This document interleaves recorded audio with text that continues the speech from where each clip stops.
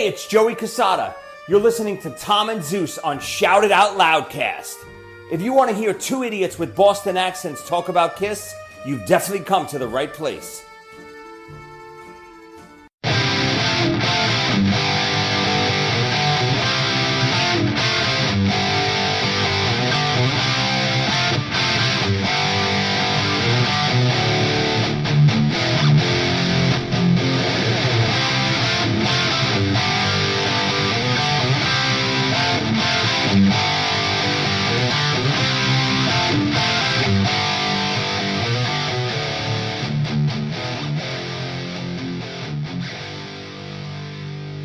Greetings and salutations. Welcome to the Shout It Out Loudcast. Don't turn your radio dial. You're in the right place because it's time for another bonus episode. Episode lucky number 13. We are calling this one, Hey, Hey, Hey, Hey. We would like you to welcome you to our monthly ritual. Have fun. Stay single. Tommy Zeus, how are you? Well, what an intro. Thank you, my friend. What's going on, everybody? Happy Sunday morning to all of us here. This is going to be an exciting one, I think. There's going to be a lot of good times on this one, right, Zeus? Yeah, absolutely. Happy holidays to everybody. This will be dropping right before Christmas. Yep. Right around in the middle of Hanukkah, I believe still. So happy holidays to all. Absolutely. Yes. Happy holidays. And if you could see the video right now, you would see Santa Sonny right now has his hat on. But we don't release the video. I'm upset because Murph is doing poems and singing and shit. I challenge Murph to a sing-off. Oh God Almighty! Oh boy! Murph, that'll be our next live stream. Sonny versus Murph in Christmas caroling. Oh God, no! I'll let Murph pick the song, and we have to do it live. We got to do 10 seconds of it. Oh God, don't do that. Don't give him ideas. Yeah, exactly. Because Murph's going to listen to this. Because this Murph loves this album. He's going to listen to this right away and be like, Murph loves this album. Yeah, we're going to talk about the people that love this album and the people who don't. Okay, and probably one of the people that doesn't and won't is the gentleman that that you guys forgot to thank. As you said, don't forget to thank him 2 minutes before we hit record, and that is our friend Tony from Restraint, and I am wearing a Restraint shirt today in his honor. They got their new album, God of War, that's out. It's great. You got to go listen to it. And our boy Tony actually sings one of the songs on this pretty good. Alone. Does a great job on it. Anybody else want to say something nice about our friend Tony?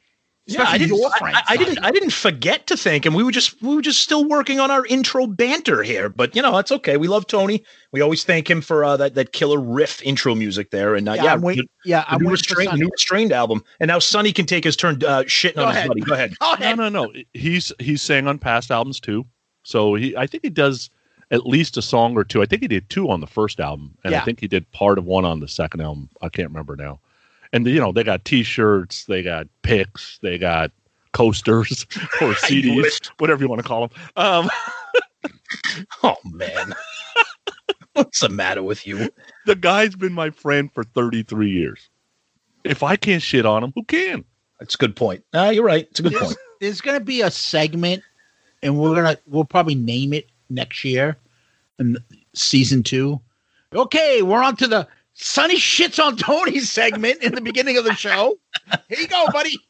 We thank him, and then Sonny shits on him. That's how it'll be.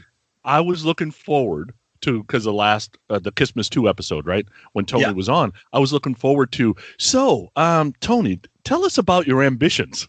And you guys never went there. What the hell? You missed the opportunity. We're in the holiday spirit. We don't want to do that. It's the season of giving and caring and sharing and all that stuff. Come on. Maybe because we're not dicks either. Oh no, we are. But not to him. How's that? Right. Not to him. Perfect. So, Tom, what do we usually do when we start these episodes? We go back to our feedback. Last time we did Winger's debut album, and somebody smoked too much weed, or I don't know what the fuck happened, but we all collectively forgot to put the poll up. And I'm hoping that I can convince Tommy to put the poll up sometime later on in the middle between this episode and the next one. So let's get some feedback because I'm OCD and I need to see what you guys thought was the best song on that album. But no poll. So let's go to the feedback, right? Yeah, we got plenty of feedback. And in terms of the poll, I don't know what happened, but I prediction, whatever the poll would be, 17 is going to get 79% of the votes. So that's my guess. Prediction. But so for Twitter here, we got our buddy Uncle Paulie. Not a big Winger fan, not because of the music. I'm just not a fan of talented, beautiful men. He says, give me Brittany Fox's Dizzy Deans in those 2 rows of picket fences in his mouth that he calls teeth and that god-awful wig. Can you repeat that? Oh, my God. He says, give me Brittany Fox's Dizzy Dean in those 2 rows of picket fences in his mouth that he calls teeth. That's crazy. All right. Oh, God. All right. He's got some big ass teeth. That was great. And that's the best part of that band. His teeth. 2 rows of picket fences. Buddy JR, I never heard any Winger tunes except the popular ones. I never cared to, but these episodes always make me check out the albums discussed. Appreciate you 3 making me open my ears and listen. Red Beach, so underrated. That is true. That is true. Buddy Deuce, how Hanging On and Without the Night were not released as singles is beyond me. Both would have been huge hits. And he says, a side note, Forever is better than the entire list of ballads that Sonny Pooney read. You remember you read your rock ballads yeah. Let's see. Joel Hoffman, the over-enthusiasm of how much more talented they were compared to the other hair bands was a bit much. Yeah, maybe, but I'll take Poison, Crew, or Warrant every day. Great show. Okay. Darren 71. I've never been a fan, but I bet there is some funny shit in this episode. Yes, there was. Half-Face. This is a wet dream episode for Sonny, 4th side of the coin Pooney. I don't think I get that. Does that make Murph 3? I guess so. I don't know. A band based solely on marketing and image. Hot. I'm almost an hour in and you're still discussing Kip's handsomeness. That is true. I love it louder. This is a good episode. I love 17 and I'm going to go back and listen to the rest of the stuff. That's why these bonus episodes are great fun. We all get to rediscover or flat out discover something that we might have missed. Lord Scully saw them open for Kiss on the Hot in the Shade tour. Kip could play the bass while clapping his hands over his head. It was amazing. I mean, how could you possibly do that unless, recorded bass lines? Ooh, yikes. Brian Embry, to be completely honest, it wasn't too bad of an album. I still listen to it once in a while when I want to jam to something different. Uh-oh. Who's that? Then Metal Old Guy says, Winger sucks. Who picked this album? Sorry, Metal Old Guy. It wasn't Saxon or Priest's first album. Do we have our first Stephen Michael fucking burger?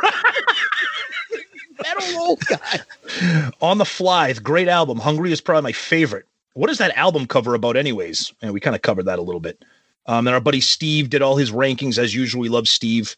The R4 podcast, Ridiculous Rock Record Reviews, underrated band and album. Justin McDonald, Winger rocks. Pull is an underrated gem of an album. The 2 latest albums from 2009 and 2014 are also very good. They're all very underrated musicians, especially Reb Beach. Nice. So that's some Twitter feedback. A lot of fans of that album, which is great to see. So that's cool. Graham Richley, this is Facebook now. Never owned a Winger album, so was interested to hear this episode. I'm with Zeus. Competent, but hardly essential listening. Last on the list is about right, but up against true A graders in the other 10. I'm afraid Kip and his cohort are not in that class. Wow. Still enjoying something different, so kudos to Sonny for trying to rescue Winger's reputation. Okay. Actually, perfect. Perfectly stated. Jack Pinocchio. Great review. I think it's one of the better, wouldn't say best, debut album for a band. Just an all-around great album by Winger. I can easily put this on and play it from start to finish without skipping a song. Mm-hmm. Virgil Stay. Fucking Winger. My 17-year-old daughter cringes when the pedo-ridden Winger 17 or Kiss Christine 16s play from my direction. Okay. Jay Scott from The Hook Rocks. Trivia. What was the original name of the band? Well, go listen to the episode, boys. Go back and discover, and you'll find out. Bill Sharp put a photo up of Stewart from Beavis and Butthead in Winger. Oh, boy. Yeah, then I see some Brad Rusthoven. Great episode, guys. I actually bought this album on vinyl. Yes, vinyl. For some reason, when it came out in 1988, I saw the video for the song Madeline and went out and bought it the next day. Overall, the album has moments, but too much filler for me. And the Purple Haze cover is terrible. Oh, yeah. The subsequent albums are better, in my opinion. Sonny having Madeline ranked at number 9 is incomprehensible. It's got the best riff on the album by far, with Hanging On a close second.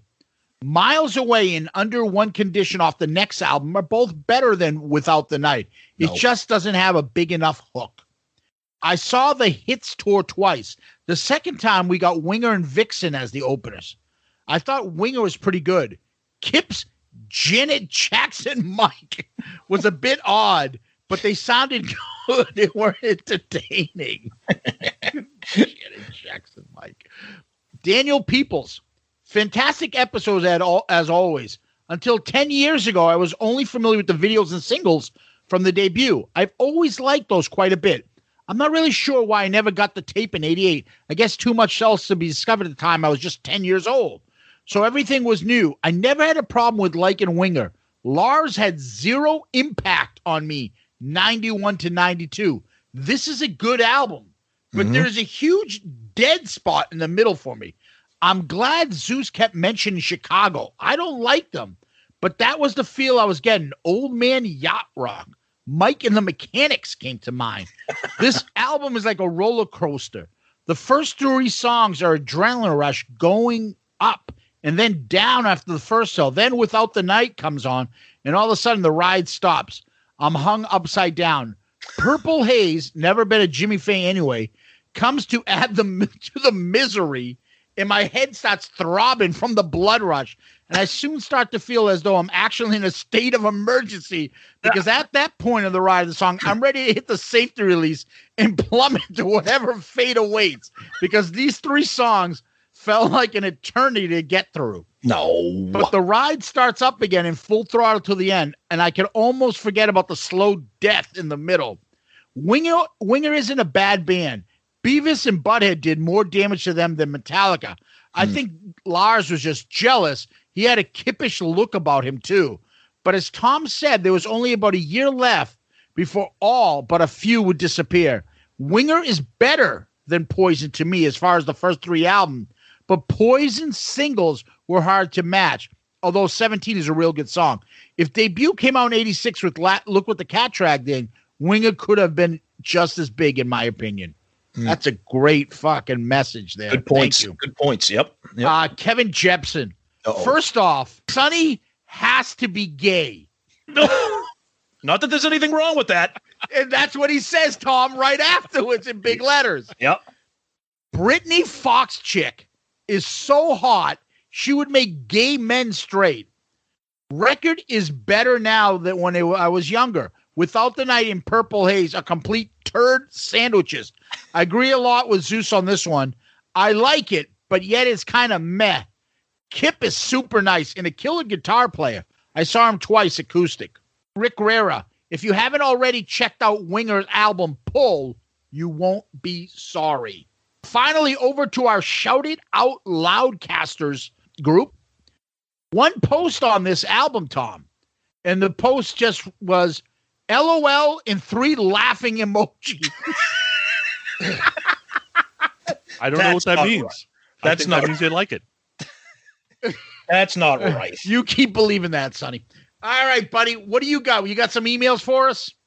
All right, so we'll start with Stephen Wood. He sent an email that was 14 and a half pages long, so I'm going to shorten it up for you. Thank you. Just finished listening to the Winger episode. Can't thank Sonny enough for picking the Wingers debut.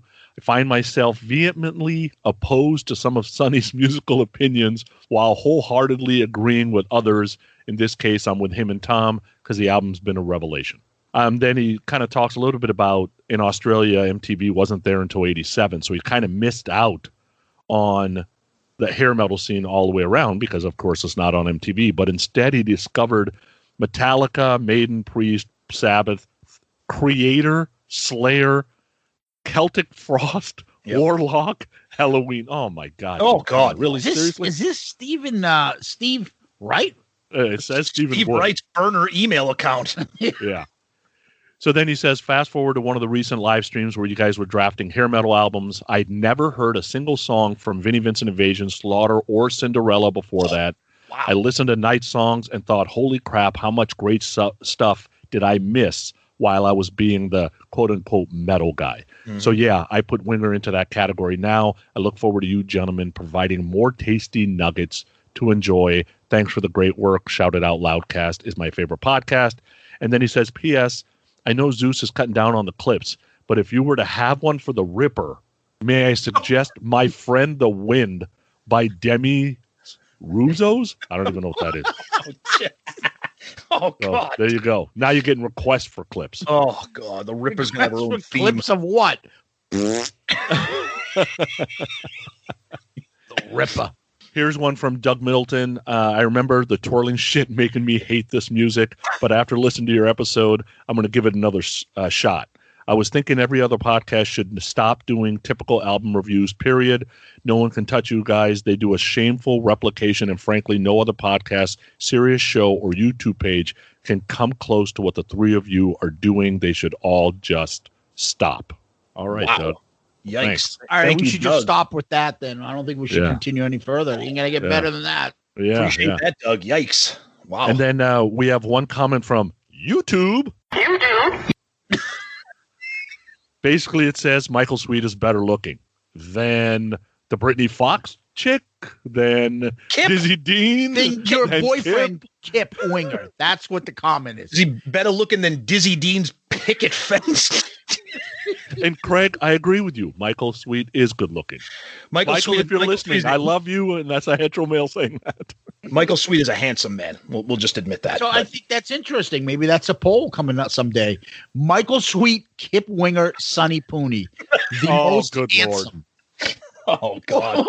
Or the lead singer from Brittany Fox, Dizzy Dean, whatever the fuck his name is. Yeah. Picket Fence teeth. Now we have to find a picture of him like smiling on stage and juxtapose it with a fucking white picket fence. Oh, God. Oh, These people are nuts. Well, let's put Kip Winger's handsomeness aside for now. Mm-hmm. And we are going to talk about an album that I picked. So it's my turn this time. And I like to go with nostalgia. So my first pick was Soundgarden. I remember exactly where it was when I got it. I was with Tom. Super Unknown. My second was Bon Jovi. I remember where it was when I first heard Runaway, and it was the first album that I went out and bought and first band that I got into on my own without anybody influencing me. This one is my favorite soundtrack. It was played nonstop at college. It was on my 5-disc player, no matter what other the 4 ones were. Always had single soundtrack on. I love this album. Not only do I love this album, I know that 2 of my best friends love this album. And there's nothing better than to be like that comfort of like, oh, yeah, just throw that on or put this on or sit there and having a Tecmo tournament and then having 5 CDs in the background playing. And then you'd have it. And when we'd all go to college, we'd all be in school. We'd have this suite. We'd have Tecmo set up and we would play and everybody had their team. And we'd have to wait till somebody came back. And then every once in a while, one of these assholes would be like, where's so-and-so? He's been gone for too long. Fuck him. Skip him. And we would skip your team. Your team lost. Fuck it. You were out. Too bad. And people would be like, dude, I just had one class and just got back. What the fuck? We're not here for class. We're here for Tecmo. Sorry, I'm trying to get educated. Exactly.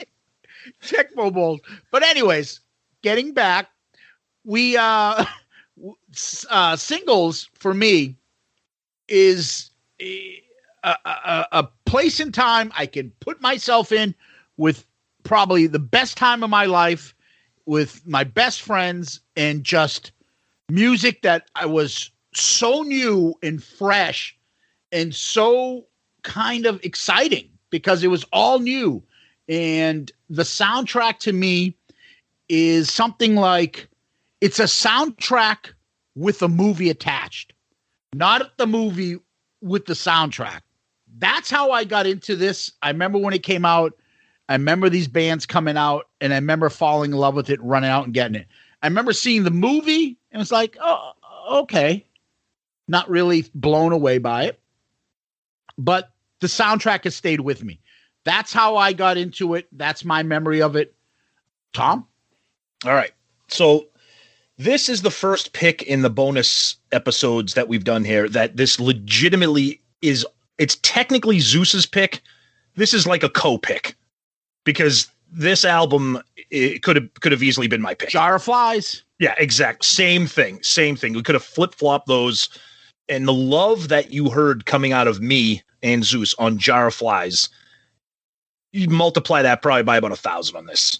Because, first of all, I never expected a soundtrack or a compilation or anything to ever be part of these bonus episodes.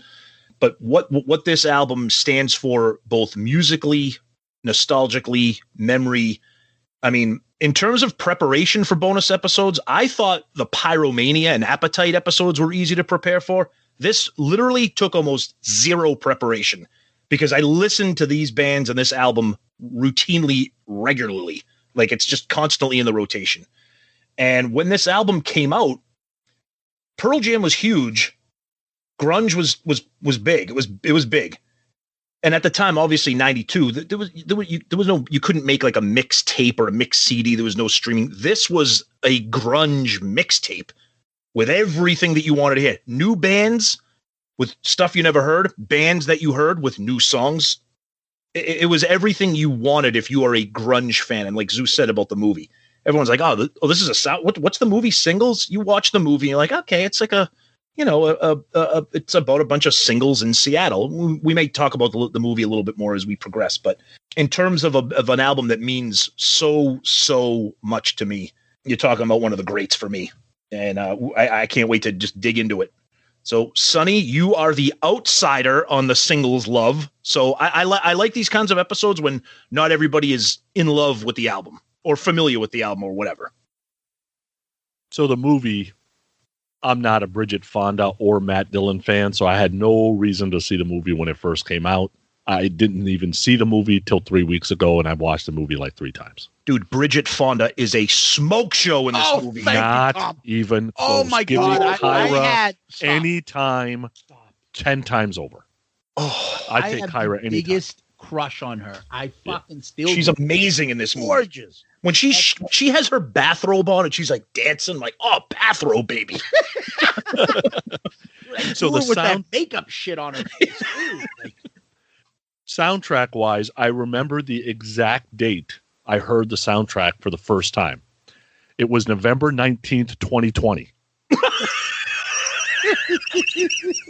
I know that date because that's the date the CD came to me via Amazon. Oh, God. I spent $3.11 on this CD. I want my money back. Oh, I'm kidding. Oh, so yes, I have never heard this soundtrack. Wow. In the last, what is it, 31 days, I have listened to the soundtrack at least 11 to 12 times. Beautiful. In full. Some was painful. We'll get to that. Mm-hmm. So I have zero history with this. The movie's interesting. I know we're going to talk about it a little bit. It's basically a chick flick hidden in grunge. That's what it is. But yeah, you I'm said watching to this me movie. that. It's like, You said God to us damn, that. these guys made me watch this fucking chick flick. So we're going to do a go fuck yourself later. I'll just tell you the singles movie can go fuck itself. And then I'm like, look at these actors. Like, oh, this is terrible. It's not terrible. I'm not going to try to convince anybody. Let's get into the movie afterwards. I want Sonny to finish his thoughts. Go ahead. So I would say soundtrack-wise, for me, just like for you guys, sometimes on the Winger stuff and some of this other stuff, you're going to come across stuff that you either heard once, maybe dismissed it for a while, or maybe possibly never heard. And I'm sure at some point we'll get to an album I picked that you've never heard. We might get to an album that only 50 people have heard, period. But it was kind of nice to go through something that I really had no expectations. There are bands on this soundtrack I have not heard one single song from ever. Okay, so they're completely new bands to me as far as I'm concerned. Nice. I like that. And, I'm that guy that after I listen to something 9, 10, 11, 12 times, my opinion on it's just not going to change, right? It is what it is. I listen to enough new music to know kind of what I like, what I don't like. I'll give the production a break. I'll give the time frame a break, that kind of stuff. But there's just some stuff I'm into and some I'm not. So this basically is a completely new experience for me. And that's what I love. That's why these bonus episodes are great, especially when we're in the individual pick rotation, because we do our group pick, and that's kind of like the Love Fest band albums that we're very familiar with. And then I liked it because like when you pick like Winger or when Zeus picked Bon Jovi, like those are actually my favorite episodes. And this one's even better because Zeus and I love this album. It's been a part of our life for almost 30 years. And yet you literally just got it a month ago. And I think that's, whether you love the album or not, I think that's going to really make the episode kind of interesting, I think. So I'm excited to dig in. It was 32 days ago. I want the credit for having to live with this an extra day. It wasn't just a month. It was 32 days. We'll get you credit. We'll send you some Shout Out Loud credits. I don't know what those are worth, but Shout Out Loudcast Bitcoin or whatever the fuck you want to call it. So let's talk about the movie first. Okay. So the movie apparently comes out 3 months after the soundtrack. So the movie was released September 18th, 1992. It grossed like $18 million. I'm assuming it made its money back. So it's written and directed by Cameron Crowe. So Cameron Crowe, if those who don't know, the guy that did Jerry Maguire and Almost Famous, was married to Nancy Wilson, who is one of the sisters from Heart, the good-looking one, the guitar one. Both smoking. What is wrong with you, dude? One looks like she's had one too many poo-poo platters. What are you talking about? Well, that's one looks like they ate the other one. Let's be real. Yeah, but that's in 2020. Back in the 70s, 80s. Oh yeah, she's got and her voice makes her so attractive. Yeah, and supposedly she's an awesome person. So yes, let's be nice here, huh? Grow up. Okay. Zeus saying, "Be nice, grow up." Anyway, so the movie is supposedly a love fest because he married Nancy Wilson, moved to Seattle, and he was seeing all this stuff going on. And he basically comes up with like, look at all these musicians, look at these people. He was leaving LA where he saw like all these rockers living off like the Motley Crues and stuff, living off all these women and fucking, sleeping, taking their money and buying food and crashing at their pads and stuff, versus this Seattle group of people that was kind of like a community helping each other. Everybody's working and being a musician and doing stuff. And he came up with this, romantic comedy. I think it's like Friends before Friends came out. Mm-hmm. 6 people living in this apartment complex, right? And, and he puts in the background is this soundtrack, which is, throughout the movie, it's there. You can't miss it. One of the main characters is a grunge guy played by Matt Dillon. So you have Matt Dillon, Bridget Fonda, the guy from The Wire. I forget the character's name. He's in that. You have Campbell Scott. He's been in a bunch of movies around that time as well. And some nice cameos that come up in this movie. And it just talks about relationships and things like that. I found the movie to be okay. It's got some good parts. Okay. It's watchable. I watched it now just because I know the bands and the music.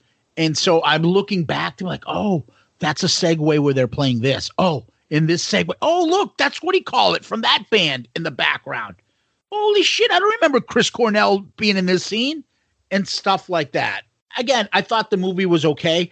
I found that the Kyra Sedgwick is the other big name actress, and she was really the star of this movie. I thought she was like 40 years old in that movie. She looks older. Campbell Scott looks older. They all look. Bridget Fonda is supposedly 23 in that movie. There's no way they're all hanging around with the same people because they are way older. And it's just, bad casting.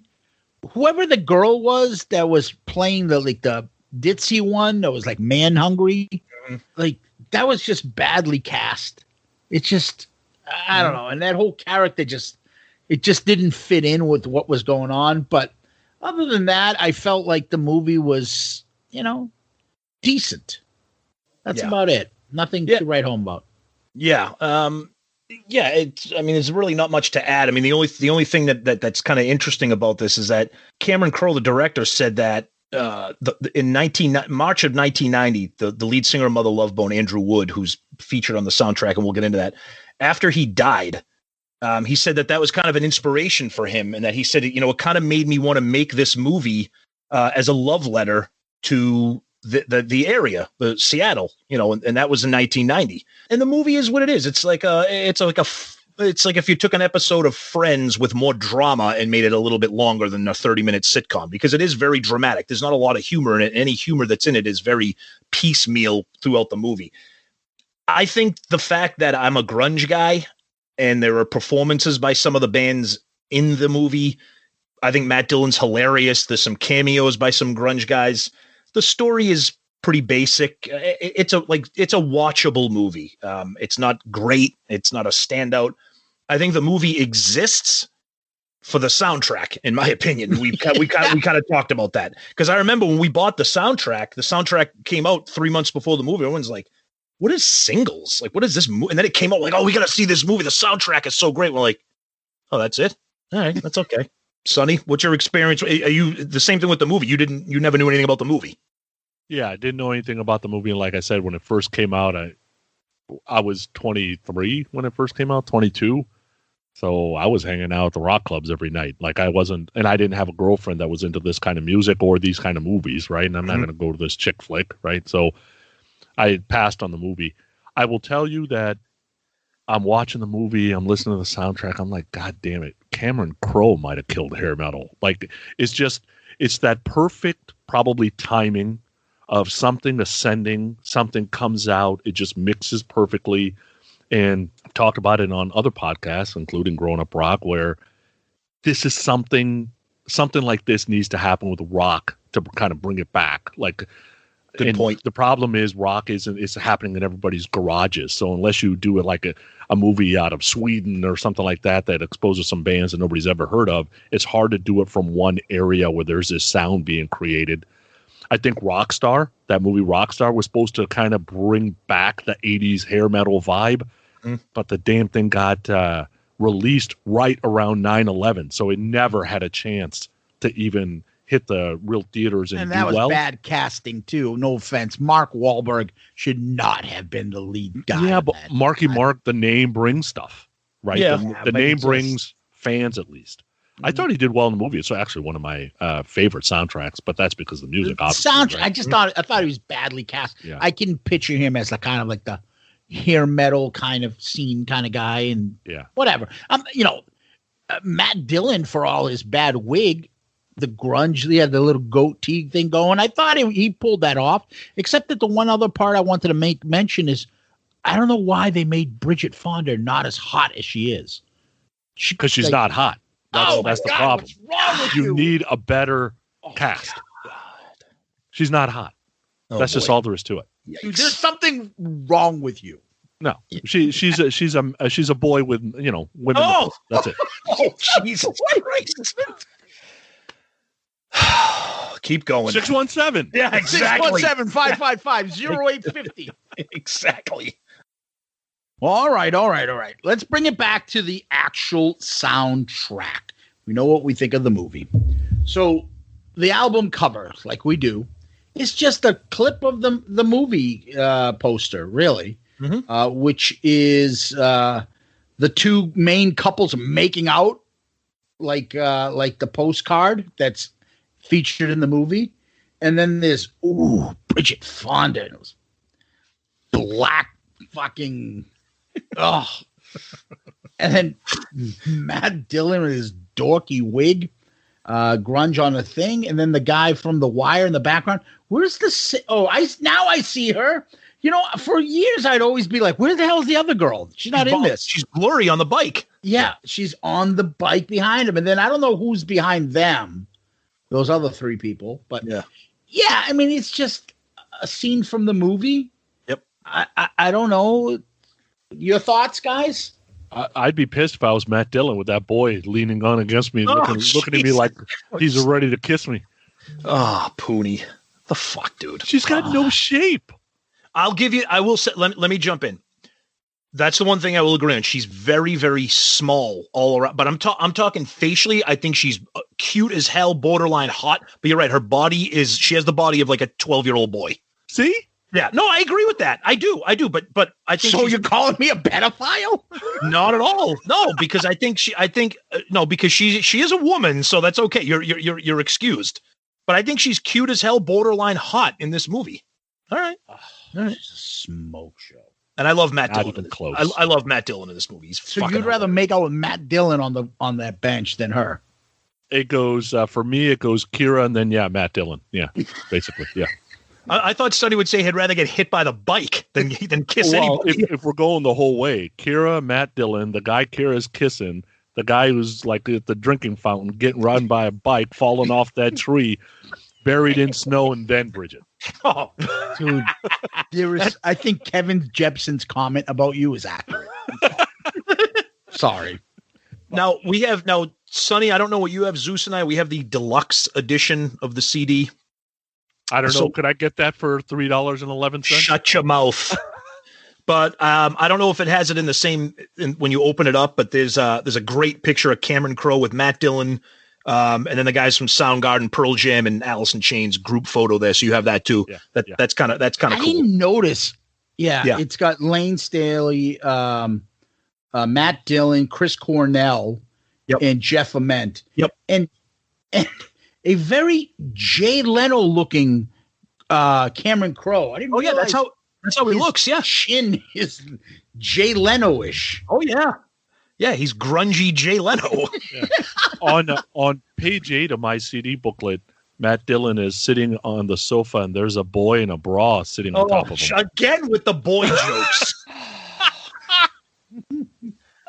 So the deluxe edition has a booklet. Obviously, Sonny has a booklet too. The deluxe edition has a really awesome booklet with notes on all the songs. Yeah.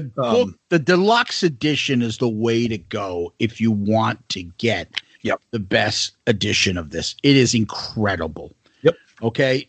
Not only does it have a whole segment of every song, photos, tapes, and stuff, and how they came up with songs, and just background footage, Alice in Chains right before they start to show their concert, a quick blurb by Cameron Crowe, and then it's a blurb on every single thing, different little clips. Mm-hmm. But, another great aspect of this, they have the actual fake review of Citizen Dick. Yep. By the fake reporter. Yes, just shitting on them. And it is like the movie where like Eddie Vedder's like looking at it and be like, yeah, we'll get, and he just reads and reads and reads. It's fucking so long. And then the last part, Sonny, just this. Other than that, they were ably backed by Stone Jeff and drummer Eddie Vedder. That's that whole scene.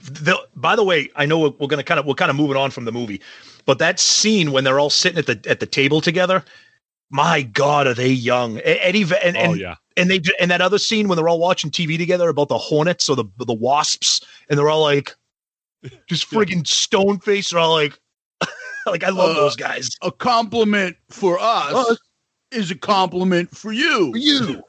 Great line, Eddie. Yep. And then Matt Dillon has a good line too. He's like, "Where is the Misty Mountain Hop? Where is Kiss at the Coliseum?" The Coliseum. All right, made a Kiss reference. All right, exactly. Yeah, the movie, the Kiss part in the movie. There always is. Oh, always, yeah. So the movie, look, it's 90 minutes. It's not a big commitment.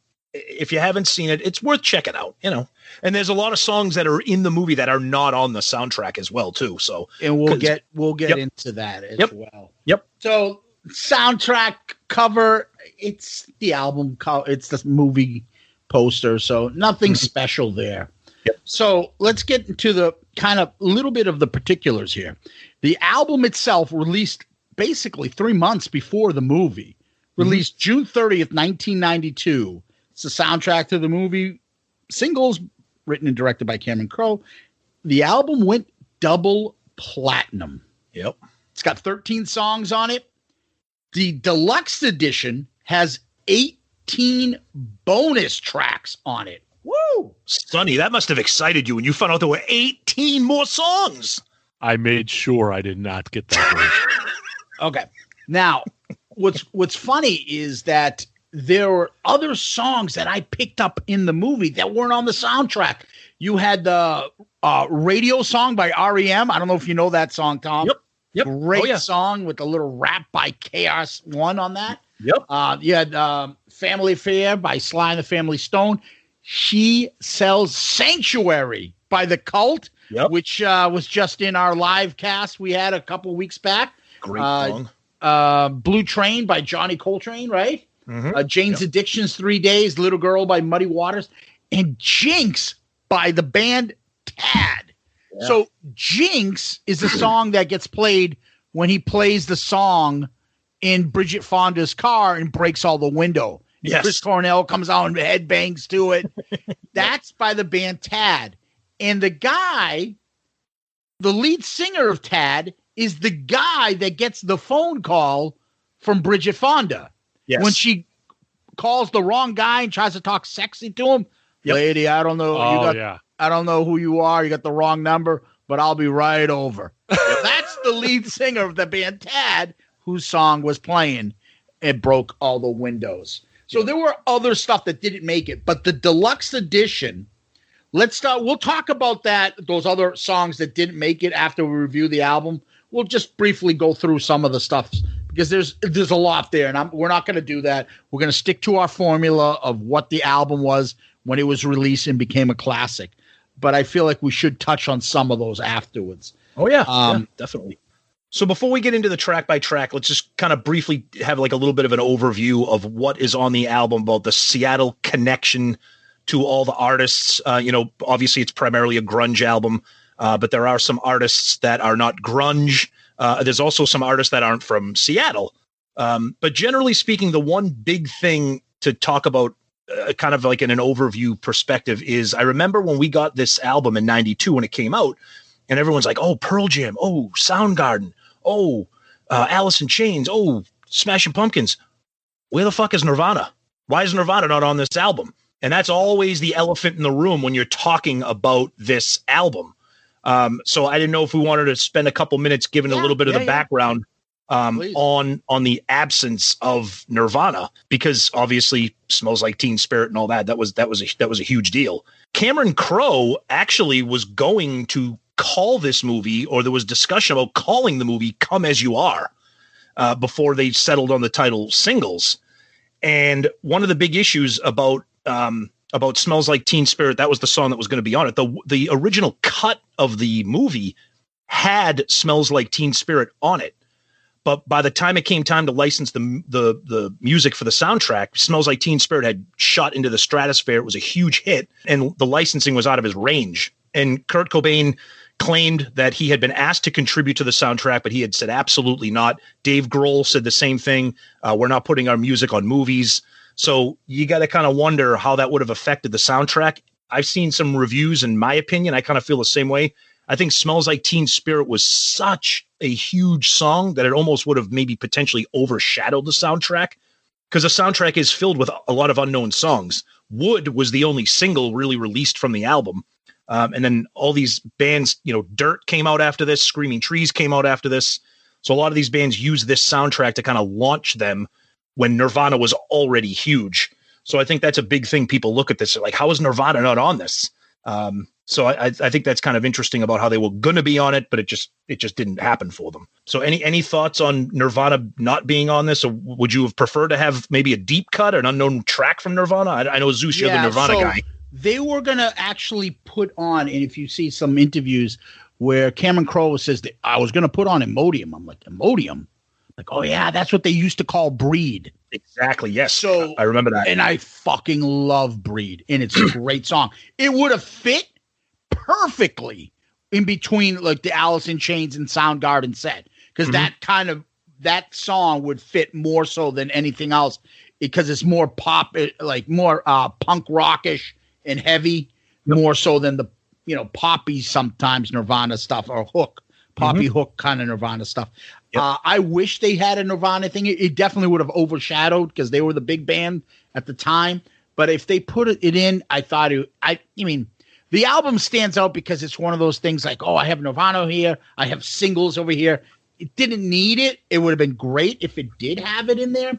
But the thing is, if you look at all these bands here, so you quickly say, well, wait a minute. Paul Westerberg, he's a Minnesota guy from the Replacements. Mm-hmm. But if you talk about the Seattle bands and Seattle sound, the Seattle area, a lot of those guys were influenced by the Replacements. Yes. So it's kind of like their influence is put on there. Jimi Hendrix, you don't think of really, he's from Seattle, but you don't think of him as Seattle. A lot of people think of Jimi Hendrix and think of England because that's where he got big. Mm-hmm. And then the Lovemongers, who are not until recently, I realized, are basically the Hart sisters. Yep. And Nancy Wilson and Ann Wilson are Seattle people. And then the only other one is Screaming Trees. And there's a connection there because Cornell brought them over. Mm-hmm. And we'll get into that when we talk about it. But overall, there was the theme, and this is a soundtrack meant for Seattle, and his basically a love song for Seattle, Cameron Crowe's, and he put this out there on for a reason. And the big names are there, and none probably as big as the opening track. You want to get to it? Let's do it. Okay, here we go. I heard it on the soundtrack that I got. And then I went to my box set collection because I've got the Music Bank box selection, right? I wanted to see if it was a little bit different. It sounded similar, so it didn't sound like it was a ton of different. But then I saw this little clip that Jerry wrote, and it said, I was thinking a lot about Andrew Wood at the time. We always had a great time when we did hang out, much like Chris Cornell and I do. There was never really a serious moment or conversation. It was all fun. Andy was a hilarious guy, full of life. It was really sad to lose him. But I always hate people who judge the decisions others make.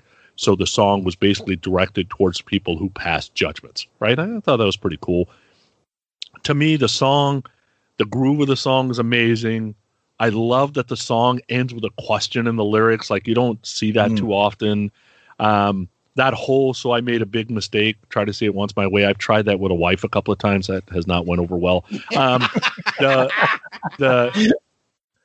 The lyrics are basically a poem, right? And I was reading the lyrics the other day, and I'm thinking, this is like me reading a poem in 10th grade. Like, I don't have a clue what the hell this means. Like, if it wasn't for Cantrell saying it was about Andrew Wood, I would have no clue what this basically song was about.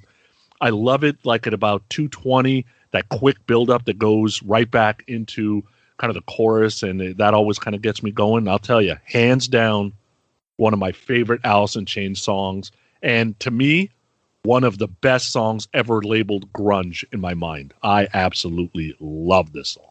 Yeah, what a way to kick off a soundtrack. And I don't want to give away rankings or anything because we do that at the end, but you're talking about arguably the greatest song that Alice in Chains has ever done. I mean, there's a lot of Alice in Chains fans out there that may disagree, but if they don't think this is the best, it's right up there. And I think the thing that makes this song so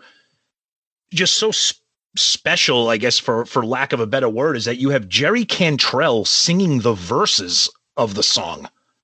And then you have that, and the verses are very moody and very quiet, and you kind of almost have that little tribal beat with the guitars in the back. And then my God, Lane Staley comes in and just blows the lid off with that chorus. And it's just a spectacular song. And it's so funny because all these years I'm like, oh, the song is Wood with a question mark. And then you read about it, you're like, oh, it's about Andrew Wood. I'm like, dummy, how did I not connect those dots, especially when you think of the title and the content of the song lyrics? And you're right, Sonny, you brought up a great point. I love the way the song ends. It just ends with him screaming, and it's not a fade out. It's just a punch, and the song just ends with that question about Wood. Yeah. So just fantastic. Alice in Chains, so good. Alice in Chains, Wood, written by Jerry Cantrell, made it to number 31 on the mainstream rock. First, I want to kind of talk a little bit quick about the video. Sure. So the video is the band. It shows, the movie poster a little bit in the background, people in Seattle, but it's basically a live performance. They're in some place. I fucking love this thing. I think this is like the typical Seattle. Like, they look so fucking different, but so cool. Like, different than the band videos you'd see before.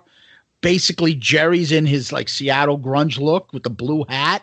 Mm-hmm. And Lane is got this slicked back do, a Freddy Krueger bright red shirt, sunglasses, and he's just like, Jerry's doing his thing, singing mouthing the lyrics, kind of mellow. And then Lane, it's like the image I have of him in Alice in Chains. It just takes that mic when his part comes in. It's just Into the Flood again.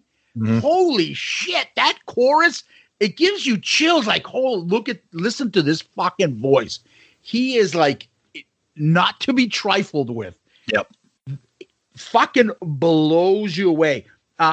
It's kind of, that image, compare that to what was happening maybe a couple months before with Trickster and TNT and 10,000 Lovers in One. And you're like, what the fuck? Like, there's a whole new seriousness and critically acclaimed and rocking and heavy and authentic and depressing and not fun and no drugs and there's plenty of drugs. There's just no sex. Yeah, you just called it all the other stuff. We remember what you said about 2 minutes ago, so we're good. But compare that. It's a shifting of the guard, really, at that fucking present moment. And it's amazing, too. We talk about how much everybody loves this song and how it's arguably the greatest Alice in Chains song. Talk about what a launching pad for your new album, because Dirt comes out after the singles soundtrack. So you're like, oh, God, I have to get this out. And then you listen to Dirt and you're like, holy shit, one of the greatest albums ever made. Easily the most depressing album ever made. Dear God, it was one of the reasons why I picked Jar of Flies instead of Dirt, because I didn't want the three of us hooked on heroin at the end of the review. But yeah, and it's funny too, Zeus, when you talk about that video, Alice in Chains, they looked grunge, but they sounded like grunge, like metal. Like when you see like a Pearl Jam video, everything about them was very grungy and rock and punk kind of, but Alice in Chains just looked like just great stuff. Great stuff. One other thing I want to take, and when I talk about each one of these songs, I also want to bring up the part in the movie where does the song come out, or does it? Yeah. So this actually gets played. If you notice, when they first walk into the club and Steve first sees what's her face there, Linda, and he tries to pick her up, they're playing It Ain't Like That live. Oh, so good. Then they cut to Cameron Crowe's ridiculous interview with Cliff Pontier of talking about Touch Me, I'm Dick, the fake song. Then they cut back and he tries to pick her up and they're leaving. Wood is playing in the background. Mm-hmm. They just transferred over to Wood. There is an awesome edition of Wood live on the deluxe edition. And It Ain't Like That is on the deluxe edition too. Yep. That live performance. Now, apparently they would perform the song live, record it live, then lip sync the live version when they did the movie. Yep. Because they wanted to get the sound of the actors talking too. So they couldn't just, keep playing that over and over again, the song. They had the background going. So it's that we talked about it on Jar of Flies.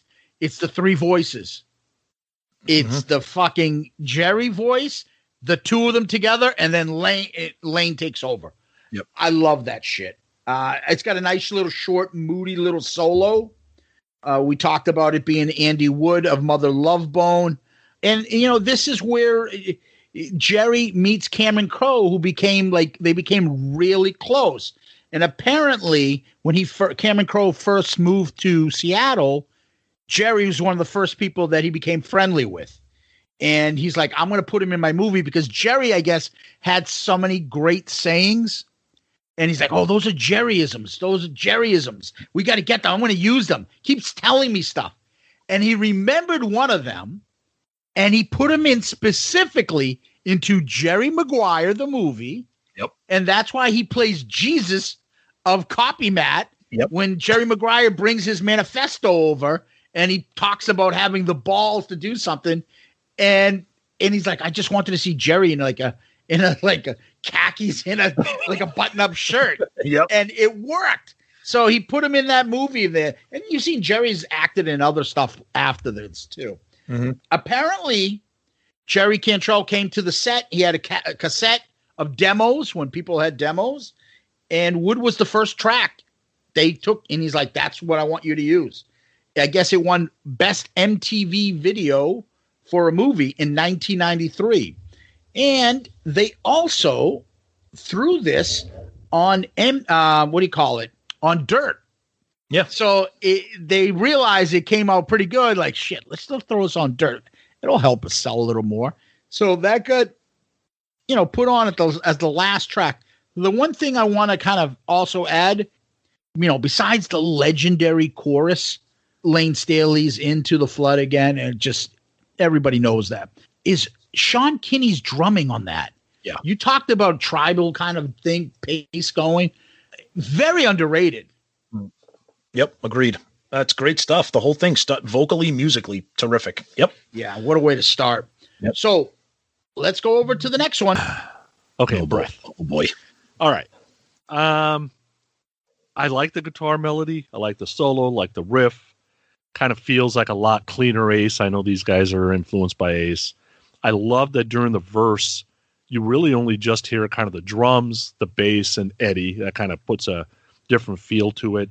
And I love the way the guitar kind of ends the song outro-wise. It is a dictionary definition of how I want a song to end that ends with a guitar outro, right? Like sometimes, and we might mention it later, some bands don't really know how to do that. The lyrics, they feel like anti-suicide. I'm not too sure. The chorus is memorable to a point. The rest is just kind of okay to me. I will tell you the song is growing on me. So it's moved up on the rankings twice over the last 2.5 weeks. I don't know if that's saying much, but it's growing on me. And I don't think it's Eddie's voice, because I'm still not a big fan of Vedder's voice. I think it has more to do with the pace and just kind of the groove of the song is kind of keeping me interested, and it's moving up on the ranking. So today you'll see my third time changing the ranking on this one. All right. Ooh, that's impressive. So Breath. So yeah, this is originally it was written by Stone Gossard when he was still in Mother Love Bone, and it was the first song ever demoed by Pearl Jam, and it's part of the 10 sessions. And if you're a fan of the 10 album, you kind of it feels like it's part of that vibe. Sonny's shaking his head. Well, you better stop shaking your head, because who knows, 10 may be a future bonus episode. 10 should be called 2. Oh God. But Breath, and we'll get to the other Pearl Jam song that's on here too. This is 10. I love Pearl Jam, one of my all-time favorite bands. My sweet spot for Pearl Jam are the first 2 albums, primarily 10. So this could have been on the album, but it was recorded during that, so you get that feel, that rawness of what was on 10. I just love it. I mean, I just don't know what else to say about a song like this, because it's from one of my favorite bands. And to me, I think it speaks about how amazing 10 is, that this didn't even make it. The original version was called Breath and a Scream. And the original version, it sounds a little weird, sounds a little slower, or maybe a little sloppier, if you want to call it that. But this put together version that they have on singles is it's just spectacular.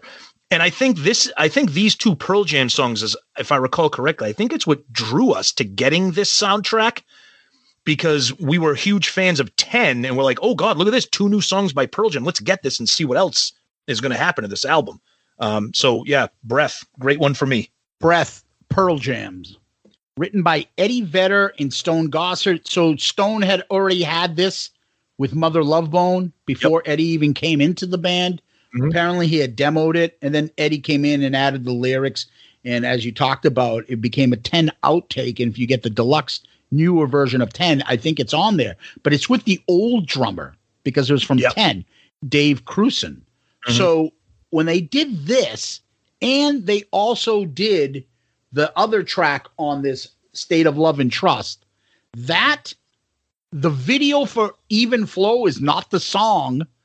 The music on the Even Flow video is not the same music on the 10 album. Correct. And then a song called Dirty Frank, which we love. Dirty Frank. Yeah. We make fun of all the time. It's pretty bad. Those four were redone with the drummer, help me, Dave Abruzzi. I think that's how it's pronounced. Yeah. So he was the drummer that came in and did Versus and Vitology, and then they booted his ass out. Mm-hmm. And he came in right after they finished doing 10, and then he made it to MTV's Unplugged and this album as well. So this is a re-recorded part with David Abruzzi's on it. I loved actually his performance on this. I thought the drums are excellent on this. There are certain parts of this song that I've loved, and I'm like you, Sonny. Over the years, it's grown. It's grown. I'm not talking like 1 year that it went up in my love of this album. I'm taking years. It's taken. Like, there's certain things that I rediscover about this song that I love. The verses when he starts going, come, here it comes, there it goes, when it comes, where it goes, when it comes. I fucking love that. I think Eddie is exceptional. This is just groovy and kind of like a funky, kind of just like a plodding along song. The vocals are awesome. And then when he finishes that part of the song which says much more than this, and the guitar goes off. Oh my God, it's just insane. The vocals and the guitar on this do it for me. It's so exceptional to me. Can you do that part again? Because my eyes kind of popped out at the key that you were in. So go ahead. Oh, wait a minute. There's keys in singing? Dude, I was like, yeah, that's about as good as it gets. I don't think I can do that again. I always thought it begins with a candlelight, a warm breath, and what the fuck is with the shaft of a light? So this is the thing about grunge that'll drive me nuts. You can have Stone Temple Pilots lyrics in front of you, Alice in Chains lyrics in front of you, Pearl Jam's lyrics, and you think you're reading fucking Beowulf. You understand these words, but put together, what? Like, I have no idea what they're saying. I'm reading the lyrics all these years, and I'm like, what the fuck does this mean? Why is this in English? And I have no idea what this is saying. That's Pearl Jam. That's the thing about grunge and all that stuff. Put your hand in my pocket, grab onto my rocket is pretty self-explanatory. Yeah, I understand what that means. It's gold, Jerry. Gold. Exactly. Yes. Yes. Zeus. Wait. Meet me in the ladies' room. Like we say on Shout It Out Loudcast, dumb it down. That's right. Yeah, this is just, and reach the door. Oh, reach the door. Like what? What? Okay, I know. And apparently, when they were filming the movie, they were still called Mookie Blaylock. Yes. Did you know that, Sonny? They were called Mookie Blaylock before they'd be called Pearl Jam. They were big into fucking basketball, apparently, and as you can see, X-Man in the movie too. Mookie Blaylock was the name of Pearl Jam before they became Pearl Jam. That little part right after Mother Love Bone and Eddie Vedder joined, then they switched it. Why didn't they choose Gary Payton? Is there a reason? Well, I don't know. That's also why their debut album is called 10, because that's Mookie Blaylock's jersey number. Oh. Yep. All right. There's your Pearl Jam trivia for the day. 617-522. You're up next, my man. Fucking love Breath. I love it. It's just grown on me. It's nothing that you're like, hey, put this on and this will blow you away. You listen to it over time and you're like, holy shit, this song. I can't believe it had to grow on you. Oh, it grew on me. It's always always been fantastic. No, that's what I'm saying. For me, right out of the gate, I loved it. But it grew on me like my gut over time. Okay. So let's go to the next one.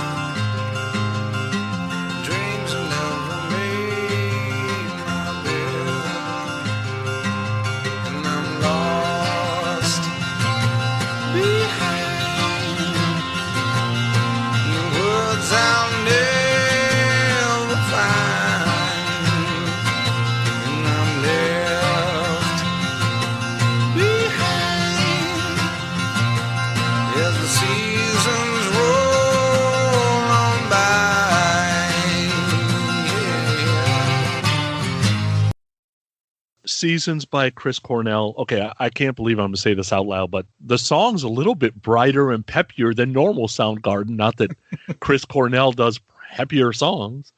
I love the falsetto notes, and honestly, I could listen to Chris Cornell sing all day, no matter what it is. I absolutely love his voice, right? And I can't say that about the Geddy Lees or the Bret Michaels or the Stephen Piercys of the world. But this song is boring after a while. It needed a pace change at some point. Like I was ready for Chris to take it to the next level and start just wailing and then kind of bring it back down. It just needed that different pace to kind of break up the monotony to me. And I don't know if you noticed, like we talked a little bit about Eddie and Stone and those guys and Jeff being in the movie. They did a good job. Chris looked absolutely hammered in the movie. Mm-hmm. Right? Yep. Didn't he look like he was... Cameron Crowe's wife, obviously Nancy Wilson, the cassette of the song he made of Jeff Amen's fake Chris, Cliff Poncier's album. And, she told him, hey, you might like this. I bought this off the street and played it. And Cameron Crowe was like blown away. Didn't realize, holy shit, this guy wrote all this stuff. Wow. Yep. And it's this song specifically, I was pointing to Tom as he was saying this. He did the same thing when Jar of Flies came up, talking about it when I Stay Away, and he started discussing that song. The same thing with this. If you start playing the opening to Seasons, I'm back in college. It's the fall. I can imagine. I know exactly where I'm at. I can picture the song. It's very moody. What I like to think this song is very Led Zeppelin-like. Yes. Doesn't need to pick up. There are certain songs like that, and actually kind of similar, the Lovemongers do a song kind of like that where the acoustic just keeps going. Yeah, there might be one too many verses on this. Didn't need to, but I will tell you, his vocals on this are incredible. Mm-hmm. Incredible. And this is the thing about grunge. I talked about Eddie Vedder's. Before that, I was saying, what a fucking vocal performance by Lane Staley. And then Cornell comes in and does this. All of them, and now you're sitting there going, shit, who's better than them? Like, fuck, I don't know who's the best of these are. Oh, wait, I still got Scott Weiland of Stone Temple Pilots to go to. Like, this is why I love this music. Very distinct voices, very simple. His voice on this song is insane. It changes. It's the tone, the volume, the range that he has. It's a beautiful, melancholy, Zepp-like song, in my opinion. I love it. Yeah. Fucking love it. Seasons plays when the theory of eternal dating cue card comes up in the middle of the movie. It actually has a couple different segments. Oh, and I also forgot to tell you that Breath plays in Sonny's favorite scene when Cliff and his girlfriend are on the couch and she's, are my breasts big enough for you? And he says no because you look like a boy. Yeah, that's not what he says. Pony. And then it's also played, Breath is also played right before. He's like, hey, that yellow light has been on for too long. I won't spoil it for the people that might see the movie. But yeah, that part is when Seasons played a couple, like 2 or 3 times. I remember the clip of that coming in. One of them was at the kind of like the cue card kind of things. And then when she gets back from Alaska and Steve is kind of waiting for her to talk to her, it's there. And then again, when the mayor says, my answer is, then he shines on Dizzy Dean like teeth. He goes, no. Yep. And then he, and then he quits and does that other shit. That's when it plays. So it's there for a reason, and it makes for like a perfect part of the musical score for this album. Yeah. And also, speaking of Spoon Man too, there's a very brief segment of the movie where you can hear almost an acoustic based version of Spoon Man as they go into a scene. And I was like, oh, okay, this version's actually better than the horrible version that Sonny likes. It's actually plays quickly as they staple the Citizen Dick exactly flyers on the telephone poles. Yep. Yeah. So that's Seasons. Let's go to song number 4. So my first listen through the album, right, we get to song number 4, Dyslexic Heart. And I remember thinking that Eddie Murphy bit popped into my head. This ain't no McDonald's, right? It's like, wait a second, what the hell is it? I had to look over and I'm like, damn, $3.11 or whatever got me the wrong goddamn song on one of the, right? Like it's been copied or something and they just like penciled it in or something. So I'm like, okay, well, maybe this is supposed to be on here. Then I'm like, man, I don't think I really know what dyslexia means. So I went and looked up the term, a general term for disorders that involve difficulty in learning to read or interpret words, letters, and other symbols, but that do not affect general intelligence. Mm-hmm. So I guess he's trying to figure out what his woman's thinking. And I thought, good fucking luck. I've been with the same one for 26 years, and I ain't got a clue. So if that's what this song is about, good luck, dude. Song's got a completely different feel. I like the peppiness. I think if it would have had some backing vocals, it probably could have been a hit on the pop charts. It's kind of a cheesy song, but it fits the movie and the feel and the whole chick flick thing going on. Kind of like the rockabilly kind of pop flavor to it. And I was bopping my head when I was listening to it. There's no doubt about that. Now, I don't know a damn thing about the Replacements. So what I do when I don't know about a band, I go to Spotify and I go to some top songs, right? Mm-hmm. So I went and listened to Bastards of Young, Cruella de Vil, I'll Be You, and Merry-Go-Round. Mm-hmm. Meh. Paul, do your own thing because it's better, dude. I don't know about this Replacement shit. Oh, you're going to upset our good buddy Murph. Murph is a big groupie for the Replacements. Me, not so much. But that being said, so Paul Westerberg scores the album as well throughout it, and you can hear different versions of this song and the other song that he has on the album. I like the song. It at the time that it came out, it's the early to mid 90s, and you had a lot of that jangle pop alternative, Lemonheads, stuff, Gin Blossom stuff. You know, it wasn't grunge, it wasn't rock, but it was like peppy, poppy, alternative stuff. And I think he does a good job on this song. I think his other song that's on the album is better, and we'll eventually get to that. I think the choruses are very catchy. The lyrics are funny, and I think it's a lighthearted song. And I think in the track listing of the album, I think it comes at a good place because you got Wood, Breath, and Seasons. And I think this song kind of lets you catch your breath. If you kind of listen to the album in order, it kind of lifts you up and puts you maybe in a little bit of a good mood after those three kind of grungy type downer songs. But yeah, I like Paul Westerberg's voice. Again, he's, big influence on that alternative kind of grunge scene with the Replacements and his solo material. So I think it's a fun song. I like it.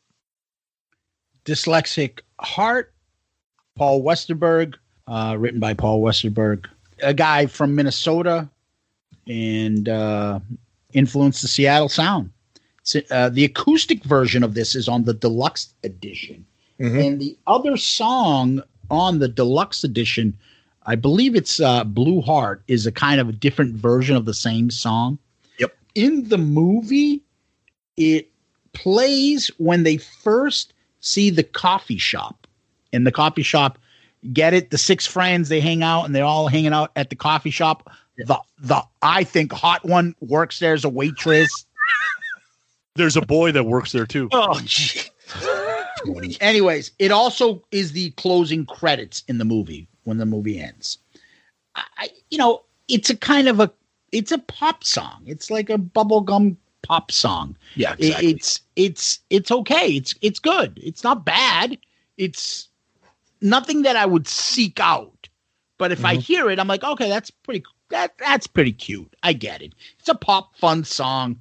The lyrics are kind of clever, or maybe they're not. Depends if you think he can't read someone's heart. He reads it backwards or makes a mistake in love. Dyslexic Heart. That's how I took it as. Mm-hmm. It's an okay song. That's how I like. His voice is decent. It's just catchy. That's all. So Let's move on to the next. So the Battle of Evermore. So as I'm looking through the tracks that were on the back of the CD, I'm like, oh, okay, I got that Alice in Chains song because I got the box set thing.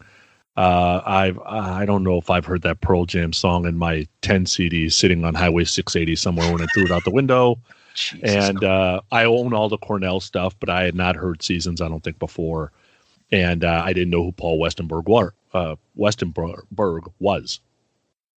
So then the Lovemongers. I'm like, wait a second. I know who the Lovemongers are. Why do I know who the Lovemongers are? So I go to the archives to go look for a CD, and I've got this 1988 Christmas CD by the Lovemongers. And I remember I was in a rabbit hole because I loved 80s Heart so much that I was on a mission to find everything Ann Wilson, Nancy Wilson had ever done. Realized that Heart was a band from the 70s. Realized, except for the hits, a lot of the 70s stuff is a little bit of a hard listen for me. And then was, kind of interested in this Christmas album that came out at the time. So I was like, oh, okay, that's cool. I had no idea Nancy was married to Cameron Crowe. No clue until about a week ago. So I'm not, I guess reading the magazines that tell you all that People stuff. magazine. Yeah, I'm not that guy. So Anne can obviously sing, and the dual vocal is great. But I will tell you, I don't know why a live song has to make an album like this. The guitar's way too loud in the mix to where you can barely hear the vocal as it is. And reality is, this is not one of my favorite Led Zeppelin songs. I think the song and the version is just boring. And now, when I listen to Seasons, I wish there was something that could have made it a little more uplifting, and it would have been. Here, there was nothing they could have done to this song that would have made it any better for me. I just don't. The only thing that sounds good to me is the vocals of them together, because you don't hear that a lot in Heart music. It's either Ann's doing 99% of the vocal and Nancy gets a song every once in a while, and hearing them together is kind of cool. But that's about it. Yeah, so it was interesting because on Cameron Crowe, Zeus mentioned earlier, Cameron Crowe also directed Almost Famous. And until that came out in 2000, until then, Zeppelin had never really licensed any of their music on a soundtrack. So you wonder if the Battle of Evermore was used as a kind of a backdoor to get a Zeppelin song. Oh yes, to to get a song on here. And then to give the Lovemongers, who is, his wife, put them on the soundtrack. Because a lot of people, think Zeppelin, obviously big influence on everybody. Look, I'm a Zeppelin guy. Zeus is a Zeppelin guy. I think the song is fucking horrible. It's the worst song on Zeppelin 4. I think it's really, really bad. That being said, as bad as the Zeppelin version is, I think this version is better. I think that their voices together, I think Ann Wilson's voice is spectacular. And I think a song like this really showcases her power and vocal range. Not that Robert Plant doesn't have power and vocal range. God knows he's probably the best at it, one of the best at it. But I like this. I like I don't seek it out. I'm not gonna seek this out when I put on singles. But this version makes it a little bit more listenable for me. I'm really not a fan of the Zeppelin version at all. So plus I think it's cool. Cameron Crowe puts his wife on the soundtrack. Under a kind of an alias name of the Lovemongers with a Zeppelin tune. I'll take it. I didn't know the Lovemongers until recently was the Wilson sisters either. So the Lovemongers, The Battle of Evermore, written by Jimmy Page and Robert Plant off of Zeppelin 4. It's the Wilson sisters, Sue Ennis and Frank Cox. I think it's a cheap way to put Hart on the soundtrack. Yep. It's, and they never left their Seattle roots. Let's be honest. Hart and supposedly the Wilson sisters opened themselves up, their home and the love of the Seattle musicians, and were friends of all those bands growing up. It made sense to put them in. Think about how Cameron Crowe fell in love with all these guys. Obviously, his wife and them obviously put a lot of feelers out there for some of those bands and stuff, and they gravitated towards that. The mandolin on this is fucking fantastic. But I gotta say, Zeppelin does fall into some of this Dungeons and Dragons, Lord of the Rings shit. I mean, that's what this is, Lord of the Rings shit, Battle of Evermore. Yep. I'm not going to say whether I like this better than the Zeppelin version. I think it gave me a newfound appreciation of the song because I wasn't a big fan of it on Zeppelin 4 before. Yep. But when this comes on, I got into it. And more the fact, after I realized it's the Hart sisters doing this, I liked it more because I know that Ann Wilson does herself some great Zeppelin covers. Mm-hmm. And, they're big time Zepp fans. And they do this song justice. I think this is a good song. I like the version. It's very different, but they put a live stuff on because they don't have any albums. They didn't do studio stuff. So they cut it as live. Pretty decent. Okay. Nothing special, but okay. Let's go to the next track. So this is the part of the podcast where I might get hung up on. It was really nice being on this podcast for as long as I lasted. Here we go. Because my opinions on some of the songs that are coming up may not hit home very well. All right. The good part about this song.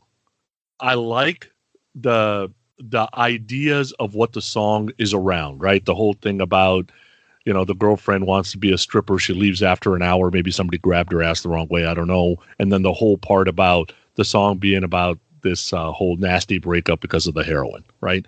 I think that it's got a beautiful beginning. I think the lyrics are well written. I had heard the song before. I could not figure out where the hell I heard the song before till I started doing some research and realized it was Insane Anything, but it wasn't on the soundtrack. That's why I've heard the song before. There's a ton of emotions in the song. I will give it that. The song is too fucking long. The vocal is really tough for me to listen to because it doesn't have the phrasing and the smoothness that a song with this type of emotion to me needs. So like the vocal pierces through. I'm not in love with Billy Corgan's voice either, but I think Billy would have done this song better because he's got a smoother voice. Somebody like a Janie Lane that can really sing a ballad well. To me, it needs that. And because of that, about halfway through, I just kind of lost interest. The 11 or 12 times I listened to this album, this song was painful to get through all 11 or 12 times. It's just too long. I don't know where to go with that. So it was nice being on the podcast. I love you two guys. I'll see you in Vegas someday. Nope, that's okay. That's okay. That's why we have you on there. So, Chloe Dancer, Crown of Thorns. Yeah, So this song to me, I mentioned earlier how Seasons puts me in a place. This song to me, I'll save it for rankings about the extent at which I love this song. Sonny mentioned how, it's about his fiancée, Xana LaFuente, who had planned to be a stripper, but she left. And then Crown of Thorns comes in, is written about their breakup. Crown of Thorns, the song itself, is on their album Apple. Chloe Dancer has never been released as standalone. It's only available as the combo with Crown of Thorns. Here's a great way. I read this review about this song, and it says, of course, Mother Love Bone was no longer in existence by the time Crowe was producing singles. But if the passing of Andrew Wood affected the director's vision of the film, he honored the man by including this song. Wrenching, gorgeous, otherworldly, 8 minutes of emotional upheaval, somber and joyous, delicate and raucous. Okay, this song to me is just, I talking about it, I don't feel like I can do it justice for how good and amazing and perfect it is. I understand that also has to do with nostalgia. We talk about this all the time, where you are in your life when you hear music. But this particular song, that opening piano note, those piano keys at the beginning, and then how it transfers right into Crown of Thorns. And then it just kicks into another gear. And then one of my favorite parts of the song is in how it quiets down. There's that quiet interlude, and you think the song is getting ready to fade out. Sonny probably wishes it did. Yes. But then all of a sudden, Andrew Wood, you get that kick it. And then the song just takes off with background singers. The song just soars to a conclusion that I just think is it is spectacular. If you're a Seattle grunge fan or whatever, this song is just, amazing. I just can't say enough, and we'll maybe get into it more when we do rankings, but I could do an episode on this song. Mother Love Bone does Chloe Dancer, Crown of Thorns, written by Andrew Wood, Stone Gossard, Jeff Ament, Gregory Gilmore, and Bruce Fairweather. So you notice that the first three were basically would have become Pearl Jam. Mm-hmm. Gregory Gilmore was the drummer. Bruce Fairweather was the guitarist. Those guys left. All of a sudden comes in Mike McCready and Eddie Vedder, and then the drummer too as well. Well, Dave Knudsen back then. So it's the two songs sequenced together, as Tom said. That's why it makes it 8 minutes long. And you can get them, one on the EP Shine and the other one on the album Apple. So the song itself, I feel like if it wasn't on this, it should have been on Use Your Illusion 1 or 2. It constantly and always reminds me of like Estranged or some sort of Guns N' Roses long song. Oh my God. And the specific part is it's like that Axl voice that he transforms himself into. I'm like, it sounds like Adam Sandler doing that Axl voice he's doing. Sloppy Joe's, right? And I had that written down. It almost sounds like a Adam Sandler parody. That vocal is just not smooth. It's the kind that. Yeah. But it moves me, man. It moves me. The fucking opening, that piano, ooh, oh my God. If that doesn't put you in the mood, Tom, back at Stonehill, man. I'm telling you, this and Seasons, they both do it. These two songs. Oh my God. It's a beautiful song. Yep. The vocals are great. The guitars are great. The drums are great. The fucking song kicks ass. You mentioned it being on Say Anything. It was on Rolling Stone's list of best 50 songs over 7 minutes, but Rolling Stone sucks, so who gives a fuck what they say? It's an epic song. It's gorgeous. It's a gorgeous fucking song. And for those that, grunge or this and that, listen to this song. You're going to find, you'll be like, wow, what the fuck is Sonny Pooney talking about? Listen to this song. You'll never listen to grunge again. So if you want to give grunge a chance, don't start with this song. It's very well known from pulling large pieces. No, it's very well known as being Mother Love Bone's like epic classic. Yep. Give it a listen. I can't do it justice. Okay. But, and the last thing is I want to mention this song did come up 3 times in the movie. It plays after she has sex with the foreign guy in the beginning, right? I love what happens later in the movie. That's one of my favorite parts of the movie. And he just looks at her. He just looks at her like, tough shit. Yeah, well, you got me. You got me. Sounds like a Poonie move. But what I want to know is... That's why I loved it. Do you think he had an accent, or do you think he was like... I think that shit's made up, too. Oh, the whole thing's made up. Really? You think the whole... I don't know. I thought that, like, he wasn't leaving part isn't... It is nice. I draw a picture of you. You give me garage door opener. Yeah, he does a wicked Borat accent there. You're right. Oh, my God. Yeah, it is a little Borat. It also plays while they're in the car with his buddy Bailey on the way to the club when he first meets her. Yep. And then finally, it also plays when Cliff and Janet were on that breakup, and Cliff looks up and he sees her. And it's always the Chloe dancer part, not the Crown of Thorns part. So those are the other three parts. And previous to that, I forgot to mention Battle of Evermore was not in the movie at all. At least I didn't hear it. I didn't either. Ready to hear the next track? Here we go.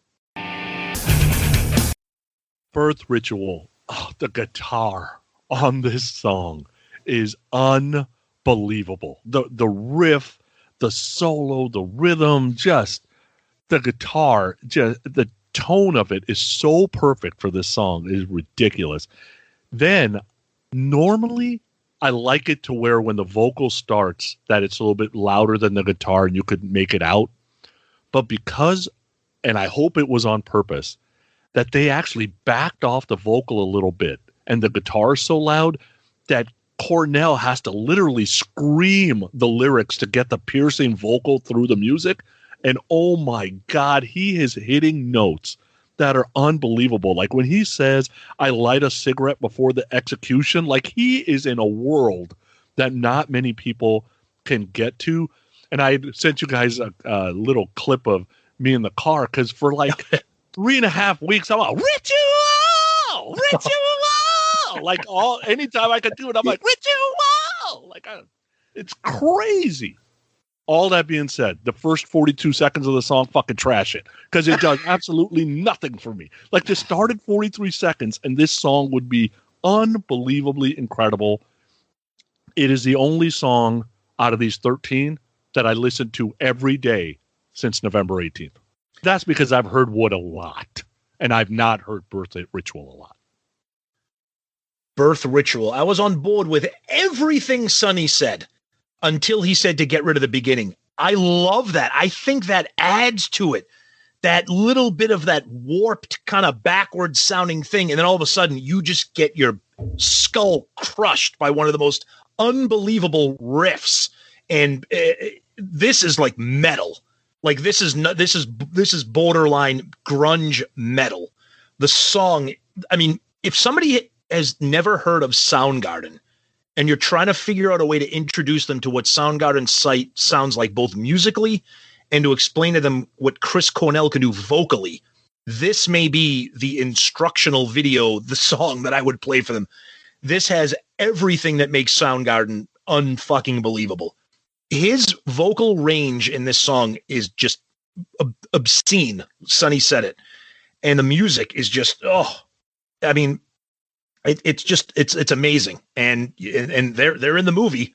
But yeah, I mean, Birth Ritual, Soundgarden. Just what can be said other than if you're a Soundgarden fan, or even if you're not a Soundgarden fan, this song just has it all. Just spectacular music and vocals.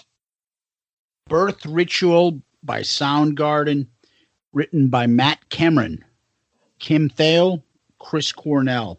I echo all the compliments. I echo them. It's incredible. This is actually played live in the concert, and they show them playing this live for quite a bit. And if you remember, when they're playing this live, it seems as though Kim Thale is like subdued. How the fuck are you subdued wearing a baseball cap playing this guitar riff? It is the sickest riff. And then you watch in the movie, Alice in Chains is playing It Ain't Like That. And I love the song, but it's kind of a plodding, grungy song. They're banging their fucking heads as though it's the hardest, most metal song of all time. And then Soundgarden's Birth Ritual, which is twice as big. And Theo's like, do, do, do, do, do, do, do, do. Yep.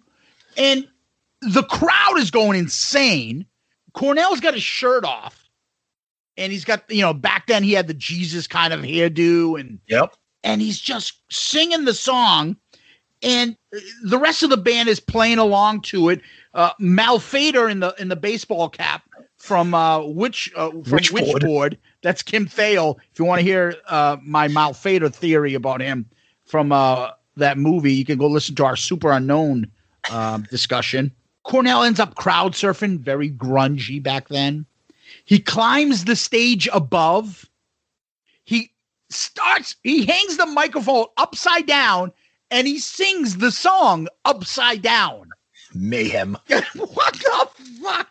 Yep. And I'm thinking like, is that where Eddie Vedder started stealing that of climbing up and then does it in Unplugged? And there's so many clips of Eddie Vedder climbing the stage and all the fucking swinging from the pipes and boilers.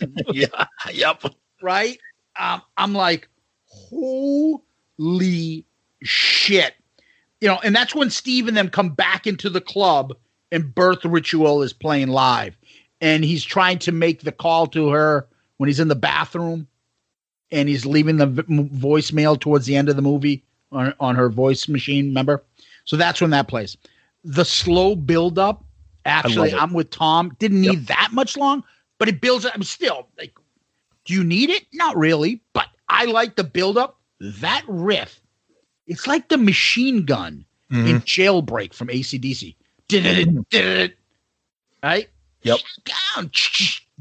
That's insane. I can't. I'd have to find words to describe in a dictionary his vocal range on this. He has his nuts in a vice throughout this whole song. What's incredible, Sonny, just for the version, there's a live version of this on the deluxe edition. He insane. Does it there too. It's like, what? It's mesmerizing how good it is. This song fucking rocks. I've always loved this, and it's always stayed out in my head. The live version of this makes the deluxe version a must buy. At least I think so. And I'm with you guys. All the accolades you guys gave this, I can't say enough. Let's move on to the next one. Oh, go ahead. It's Kim who I blame for the Soundgarden live problem, because what ends up happening, because I've seen Soundgarden live a couple of times now, right? And what would happen is Chris has got the guitar on because he's got to fill out the music, so he can't do all the crazy stuff that he's doing. And Kim is literally just standing there. So it is amazing live music, boring as hell. If I want to close my eyes and listen to Soundgarden, I'll just stay home. Yep. Right? So Zeus, you said it great. Like the way Alice in Chains is live on stage. You said it ain't like that. That's a my god, it's a great song. Head banging in the movie is insane. It makes you like the song better when you're seeing them. Yes. Right. Oh my god. Shit. Cantrell and them look awesome. Yes. Oh, I don't. I'm with you on it, Sonny. And Tom. I can't get enough of the song. I just think but. As much as we say that about him, the guitar is insane. Even the solo on this is incredible. Oh yeah. So I don't know. Let's go to the next track. State of Love and Trust.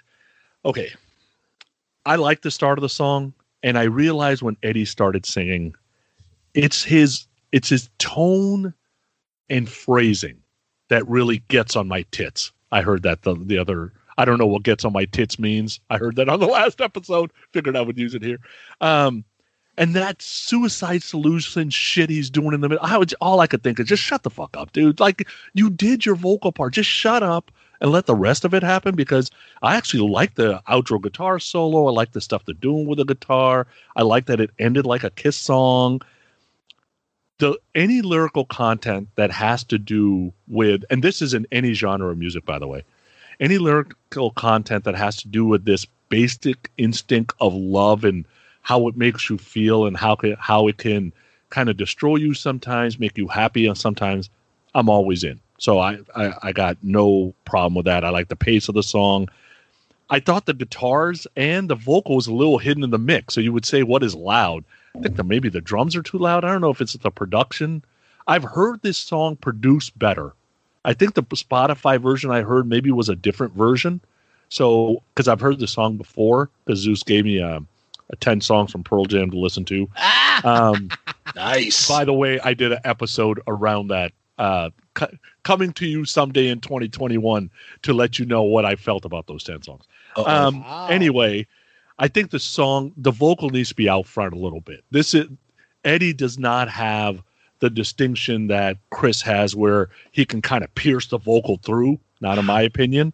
So I think his vocal needs to be up front a little bit, but there was parts of the song I like, and then there's parts of the song I don't like. But I absolutely hate the Suicide Solution, the it's like, just shut up. Well, you can just take everything Sonny said and whatever the bizarro version of that review of the song is mine, because I'm a Pearl Jam fan. I said it already about Breath. 10 is my album. This was another song recorded during the 10 sessions with Breath. It was recorded during 10, and it was recorded with the intention of maybe appearing in singles. I just think this is everything. Now I know Sonny isn't a Pearl Jam fan, so I understand his criticisms and his analysis. I'm a Pearl Jam fan. This song gives me everything I want in a Pearl Jam song. It's upbeat. The guitars are ripping. Eddie is doing all different kinds of things, whether it's the verses, the chorus, the ending when he's screaming the yeah, yeah, yeah. The solo is blistering. Just a huge fan of it. And Jeff Ament said that the lyrics are based on what Eddie took when he watched the film. And he said, he thinks he took a heavier angle on what the movie was about than a lot of people will, but that's Eddie. And the song, according to Cameron Crowe, he said the song is about battling with your instincts in love. And that Eddie introduced it as a song about being faithful, which is ironic because Pearl Jam also has a very popular song called Faithful. So for me, State of Love and Trust, again, I'm going to save some other comments for when we get to the rankings, but this is everything I want in a Pearl Jam song. And again, I'm thrilled that these two songs are from the 10 sessions because they could have been on the album. But yeah, love this song. Love what's going on with it. State of Love and Trust by Pearl Jam, written by Eddie Vedder, Mike McCready, Jeff Ament. So another one written during the 10 sessions. Dave Crewson was on this one, Tom. Yep. And then basically Dave Abruzzi comes on, as we talked about, this Breath Even Flow video in Dirty Frank. So yeah, that's the Joycey voice that we do in our college friend. It's hard to describe. I don't know why we would do it, but whatever. I know Dave Abruzzi was eventually kicked out of Pearl Jam, and he had some animosity between him and Jeff Ament and Eddie Vedder, but the fans really like him. He was more of a rocker when he was in Pearl Jam, more of like loved this stuff and more of a like that lifestyle, and fans really took to him. But the other two didn't like him, and they didn't like that he was living that lifestyle, basically an LA lifestyle, enjoying money, girls, and fame. Jeff Ament basically said that he liked the early version so much better. Oh, he plays so much better. He plays with spirit when he was written in it, and much trashier. It's just so much better. Who does that remind you of? Paul Stanley, Gene Simmons. Yeah. Oh, way better than Peter Chris. Oh, blew Peter Chris away. Blew Peter Chris away. Oh, yeah. Yeah. From Extreme Close-Up. That's what he reminds me of. So they're shitting on the guy. I think the drumming on this song fucking kicks ass. I don't know what he's talking about. Vocals great. Guitar is great. You mentioned it, Tom. You said Eddie supposedly got the lyrics from may I see the script and read that and intellectualize. Like, he read the script and he basically wrote that, what the song comes up with. Cameron Crowe ended up saying the song is like battling with your instincts in love. Vedder introduced the song once about a song about being faithful. I don't know if that's what the song's about. Whatever. It's on its Unplug album when they came. It just got released, which I have. It's fantastic. I'm glad I got it on a CD version, and that which was released in 1992, but just put on an album recently. The lyrics are fantastic, especially and I listened to the voices inside my head. Oh my God. Yeah. I know, and we haven't gone to the rankings yet. This is the one that gets a lot more attention by people when they bring up the two songs on this album. State of Love and Trust does. It gets way more attention. And I believe the song plays when the two go out dancing, the two girls. Yes. And then she runs into the guy. Oh, well, sorry, sucks to be you. Yeah. And then she goes out kind of crying and outside, whatever. Yep. But that's when that part plays in the movie. So anyways, that's State of Love and Trust. So let's move on to the next. Overblown by Mudhoney. I have no idea who Mudhoney is. I don't know what Mudhoney is. It sounds like a cereal, but I don't know anything about them. Listen to the song the first time, second, third time. I'm like, oh, it's kind of got like a sarcastic feel. I should probably like this song because people have called me sarcastic. It fits. To those people, I say fuck you, but whatever. So I was like, it's kind of got this weird. I felt like a 60s vibe, like a kind of a song like you would hear Cream do or something, but then it's got this kind of like punk pace to it. So I'm like, do I like this? Do I not like this? I'm still there. Even after listening to it umpteen times, I think it's the pace that's attracting me. I think it's the hey, hey, hey, heys that maybe is attracting me, but there's something about this song that's keeping me at least interested. It isn't the singer. The singer's okay. He's not Cornell. There's not many of those out there. I get it. So the guy wasn't going to make this band on his voice. Was Mudhoney big in the grunge years? I don't know anything about Mudhoney. So that's my take. Yeah, so Mudhoney is kind of like one of the forefathers of the whole grunge movement. So this is when you kind of get into that incestuous background of what went on in Seattle with grunge. So just real briefly, so you got Pearl Jam on this album, you got Mudhoney on this album. So Jeff Ament was in a band called Green River back in the mid 80s. After Green River kind of fell apart, they kind of put together Mudhoney, and Mudhoney became like just very, very influential in the grunge thing, especially they had an EP called Super Fuzz Big Muff with a song called Touch Me, I'm Sick, which ironically there's a song in singles performed by Citizen Dick called Touch Me, I'm Dick. So that whole connection there. So Mudhoney is like a forefather of the grunge thing. They were big in the late 80s right till kind of like they kind of separated. They still put out stuff in the 90s. They actually had a bass player, but whose last name was Lucan, which if you're a Pearl Jam fan, they made a song called Lucan. I'm going to Lucan. Yep. So there's a lot of connections there. So, but that being said, they wrote the song kind of as a goof, overblown, the grunge scene. Everybody's overblown with it and everything. I think the song's kind of cool. I think it's very grungy. The hey, hey, hey, like Sonny said, I think is kind of cool. Everybody Loves Our Town. That's the name of the grunge book that I have. That's great about the history of grunge. That's the first lyrics of the song. So it's a cool song. I get why it's on the album. Mudhoney was very important to that scene. So I can see why it's on it. It's pretty good. It's an upbeat kind of punkish tune. I like it. Overblown by Mudhoney, written by Mudhoney. Just credit to the whole band. Yep. It's basically about the attention Seattle was getting. It jokes about them leaving town because now it's all overblown. And you're right, Tom. Touch Me, I'm Sick is the very big, like grunge kind of anthem, very popular song. And they basically, as a wink, wink, made Touch Me, I'm Dick by Citizen Dick. A lot of people think, as Cliff explains in the movie. But anyways, they were given $20,000 to record this song, Tom. Did you know that? And it cost them $164, and then they just pocketed the rest. Nice move. Yeah.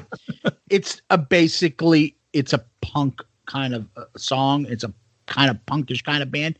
This, if you saw their look, Sonny, you would say, this is where Nirvana gets this. Yeah. Those 2 to 3 minute quick kind of like, punkish kind of songs, the look, the sound, that's early Nirvana. Nirvana's definitely influenced by them. Yeah. And except Nirvana put a little bit more of a pop flavor to it on a lot of their tracks. But that's what it is. And Mark Arm, who is the lead singer for these guys, he was in the band with those guys from Pearl Jam and Green River. And he, along with Chris Cornell, and perform a song called Right Turn, which I brag about all the time. It's on Sap by Alice in Chains, the four of them. Elaine Staley sings a verse, Mark Arm sings a verse, Chris Cornell sings a verse, and Jerry Cantrell sings a verse. Fucking my favorite Alice in Chains song of all time. It's gorgeous. Go listen to Right Turn off of Sap. Yeah, it's a pretty cool, fast-paced song. It's the 2-3 minute kind of punky song. And I love that verse a little bit. Long live rock and roll. You know, it's Cameron Crowe said Mark Arm may have started the grunge movement and probably ended it with this song. Yeah. And this song actually comes up a couple different times. It plays when they first ask the mime for directions. The mime is Eric Stoltz. Did you know that? Unless I would never have guessed that if I didn't read that. But I was like, that voice. The only reason I knew that is when he opens his mouth and talks. I'm like, that's Eric Stoltz. Yep. Yeah. He's quite annoying in that whole fucking movie. Yep. Especially the deleted scenes, if you saw that. And it always plays at the end of Debbie's awful video date thing. That's fantastic. Come to Debbie country. Seeing those videos and then knowing where we are now about right swipe left or right or however it's a swipe. Yeah. It wasn't that long ago. No. Right? It's just amazing where we have graduated to. And some quick trivia about the video dating. So that girl who says, he's only the next Martin Scorsese. that guy, that's Tim Burton. Oh, is it? Yeah. Oh, I didn't know. 20. Yeah, exactly. $10. 20. He's only like the next Martin Scorsese. Yeah. Apparently that Tim Burton actress is dead. I know. That's right. Yeah. God rest her soul. She passed away. Yeah, you're right. I like the one guy, and they're showing the clips, and the guy goes, "I'm very, very, very lonely." And he's just like staring into the screen. That is so awesome. Yeah, I think that's great. In the end, I think it's a pretty decent song. Yeah. That's Overblown by Mudhoney. Let's go to the next one.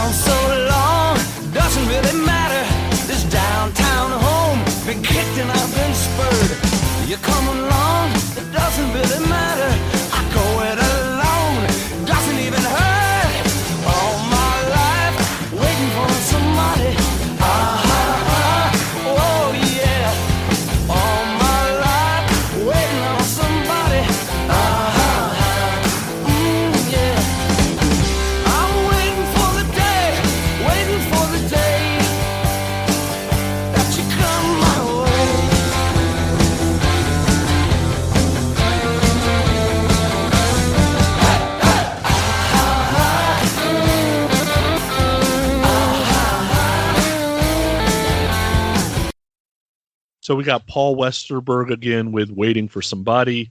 Again, peppy song. That whole oh yeah. Again, like it's got that chart hit type material. The song has a feel that it could be a TV theme show song. Like this could have been the Friends song. Like there's nothing that stops this from being the Friends song. The kids, because they were in the car a couple of times when I was listening to this was a favorite song on the CD because it's fun. It's a fun song. Then I started thinking the other day, I'm like, I've never heard of Paul. Like, he could have been Brian Setzer probably in the late 90s, early 2000s. Did this guy have a career after the Replacements? Like, did he do anything else? Because he's got the voice and the songwriting ability to be on the pop charts. So to answer your question, he has a solo album called 14 Songs. If you like these two songs off the single soundtrack, his album 14 Songs is one of the most underrated 90s albums I own. It is terrific. It's just very pop, singer-songwriter oriented, very melodic, very catchy. It's a great album. It's called 14 Songs, and it's all of his it's a solo album by Paul Westerberg, if you're interested in that. Excellent album. That being said, Waiting for Somebody, I think it's a great song. Very catchy. I love the like anytime there's like gang vocals with a chorus or anything.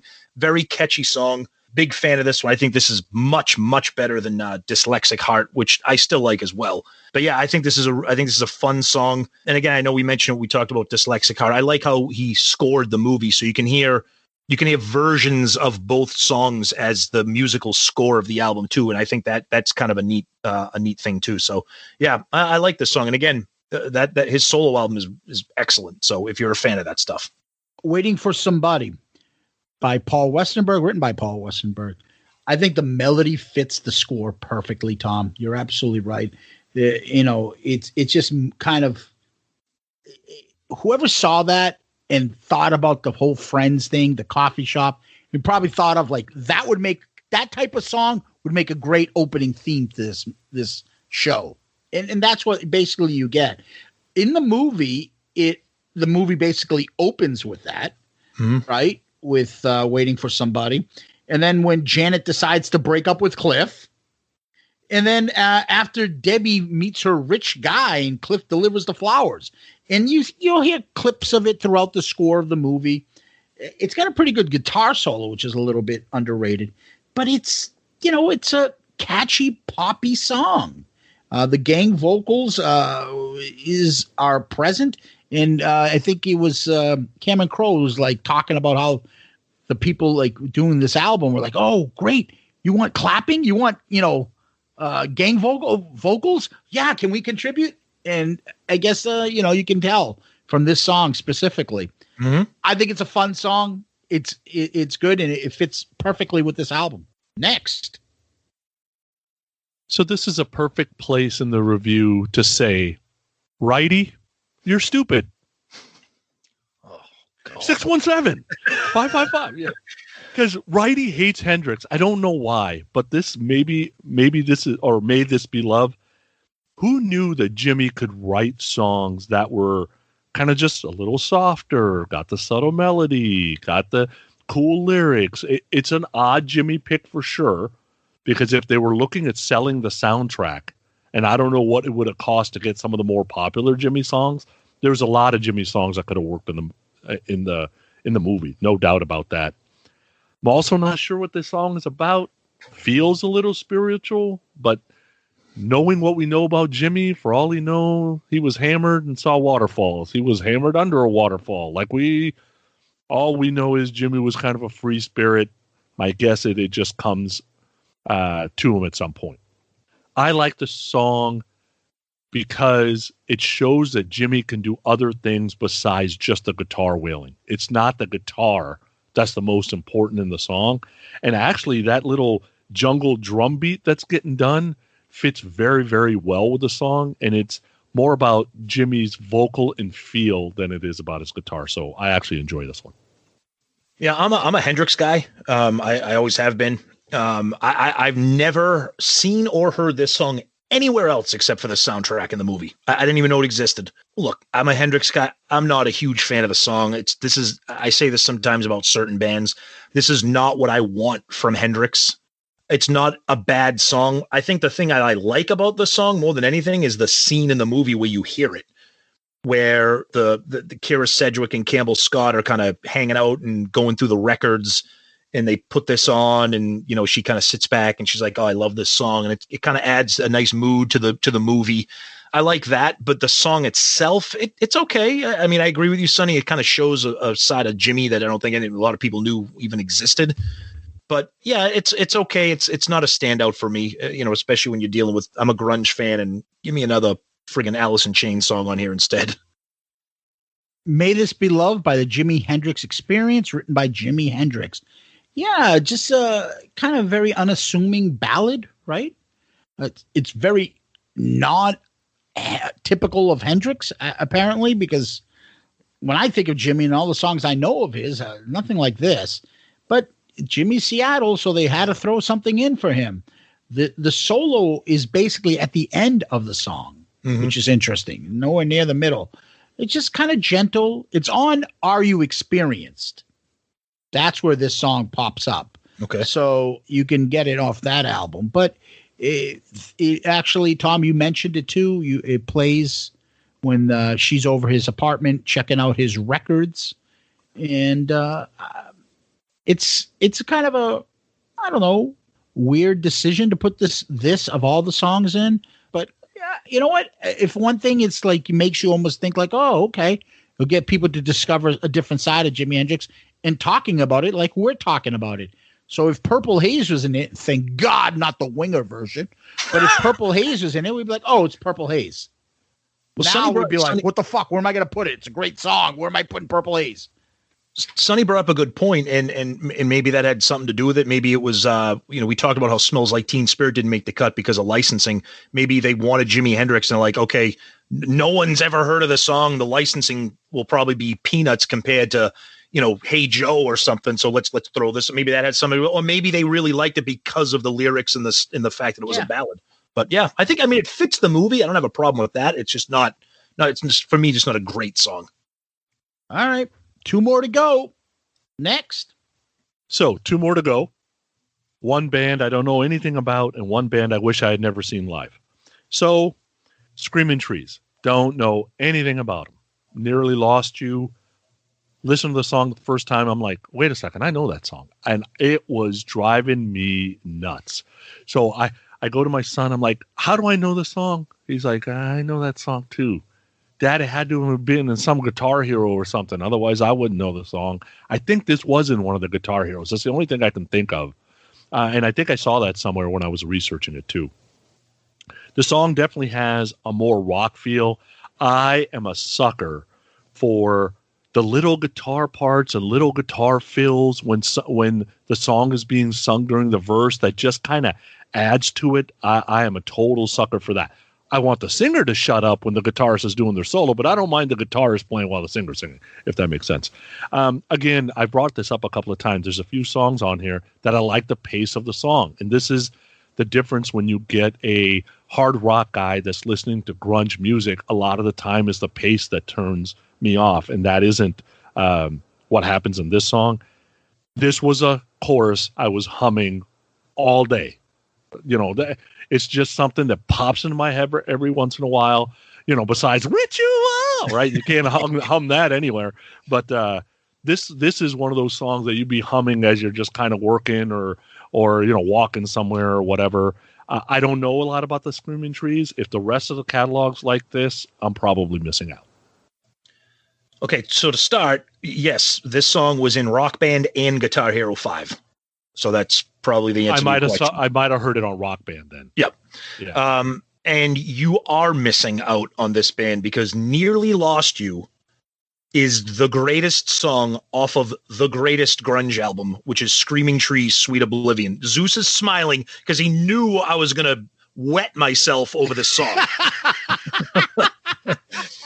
I was very happy to be a guest on our buddy Baco's Cobras and Fires sidecast when he did the grunge albums, the Rolling Stone, and they did Sweet Oblivion. But seriously, if you enjoyed Nearly Lost You and you enjoy what you mentioned about the guitars and the pacing, now don't get me wrong, there's a couple of downbeat songs on Sweet Oblivion, but the rockers on that song are like this. In Mark Lanigan's voice, everybody talks about Lane Staley and Chris Cornell and Scott Weiland for good reason. Those guys deserved to be talked about. Mark Lanigan, for me, I could listen to this guy read the phone book. Zeus, you've said it, phone book voice. His whiskey-soaked, dark voice. I don't even know how to... it's spectacular. And to hear his voice with such an upbeat song like this, especially that chorus, one of the catchiest chorus. And it's right, Sonny. When you think of grunge, you don't think of like catchy sing-along choruses. There's not a lot of them in grunge. And this is one of them. And I remember I knew nothing about Screaming Trees either. Got this soundtrack, heard this song, and when Sweet Oblivion came out, I'm like, I got to get that. And I bought it right away. And since then, I love Pearl Jam 10. I'll put that over here. But Screaming Trees, Sweet Oblivion, and Thanks to Nearly Lost You, just spectacular. Oh, love it.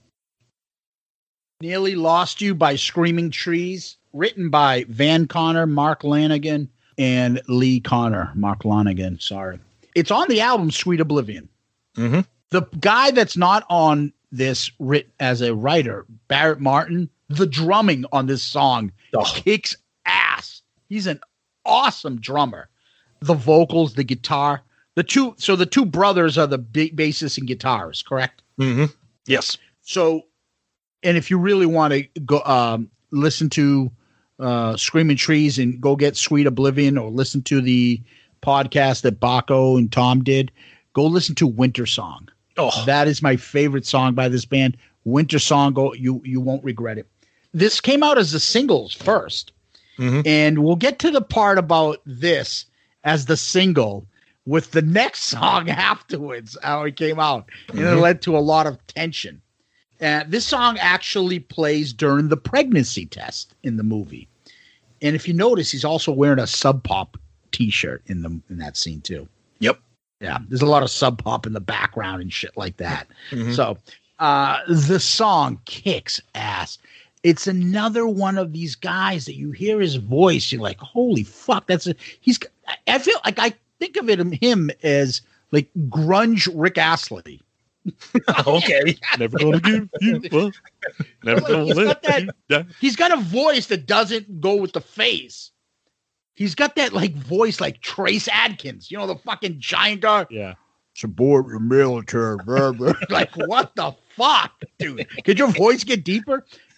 But his voice is so distinctive. You can pick him up. And he sings a lot of the songs on Mad Seasons album too, along with Lane Staley. Him and Lane Staley were the fucking heroin brothers. I don't know how he's still alive and he made it through. Mm-hmm. But he was a big crackhead back in the day, apparently. Mm-hmm. He's got a book out, and I've heard some of the audio version. You can listen to some of that on YouTube. Jesus Christ, I think I was going to go into rehab after listening to 10 minutes of him talking. Like, when did you have time to write music? I don't understand. You're fucking loading up all the time. It's fucking insane. Yeah. But, well, somehow it led to this talented song. This song did come out and was released as a single. It was number 12 on Mainstream Rock. Mm-hmm. So they had that going for them. Great song. And let's finish it up with this last song. Drowned by the Smashing Pumpkins. All right, let me start with a good. Okay, now there's two things I like about this song. Believe it or not, there's at least two things. I did think Billy did a good job with the vocal. There is something about the feel of his phrasing that is working on the song. And all of the little accents that the drummer is doing, whether he's doing it on the hi-hat, whether he's doing it with the actual drum, it absolutely works. The song is just way too long. It needed to fade out at like... in his problems with long songs. Wait, I'm getting to that. It needed to fade out at like 4:08 because I don't need 3 minutes of fucking guitar noise at the end. This is what I'm talking about. Not knowing how to end a song with a guitar part. The part of the song that most people would love that's probably very Beatle-esque, I fucking hate the Beatles. So that doesn't help. And then I realized after listening to this song for the umpteenth time, and I'm like, I know what the problem is. Some of these grunge songs are just taking too long to create the emotion that you're supposed to feel. Like it's trying to put you in a place for X amount of minutes. Dude, I am hit it and quit it. I need no foreplay. I need dumbed down 3-minute songs, get it done, and go back to my football game so I can do something that I really want to do. I don't like anything about the Smashing Pumpkins, period.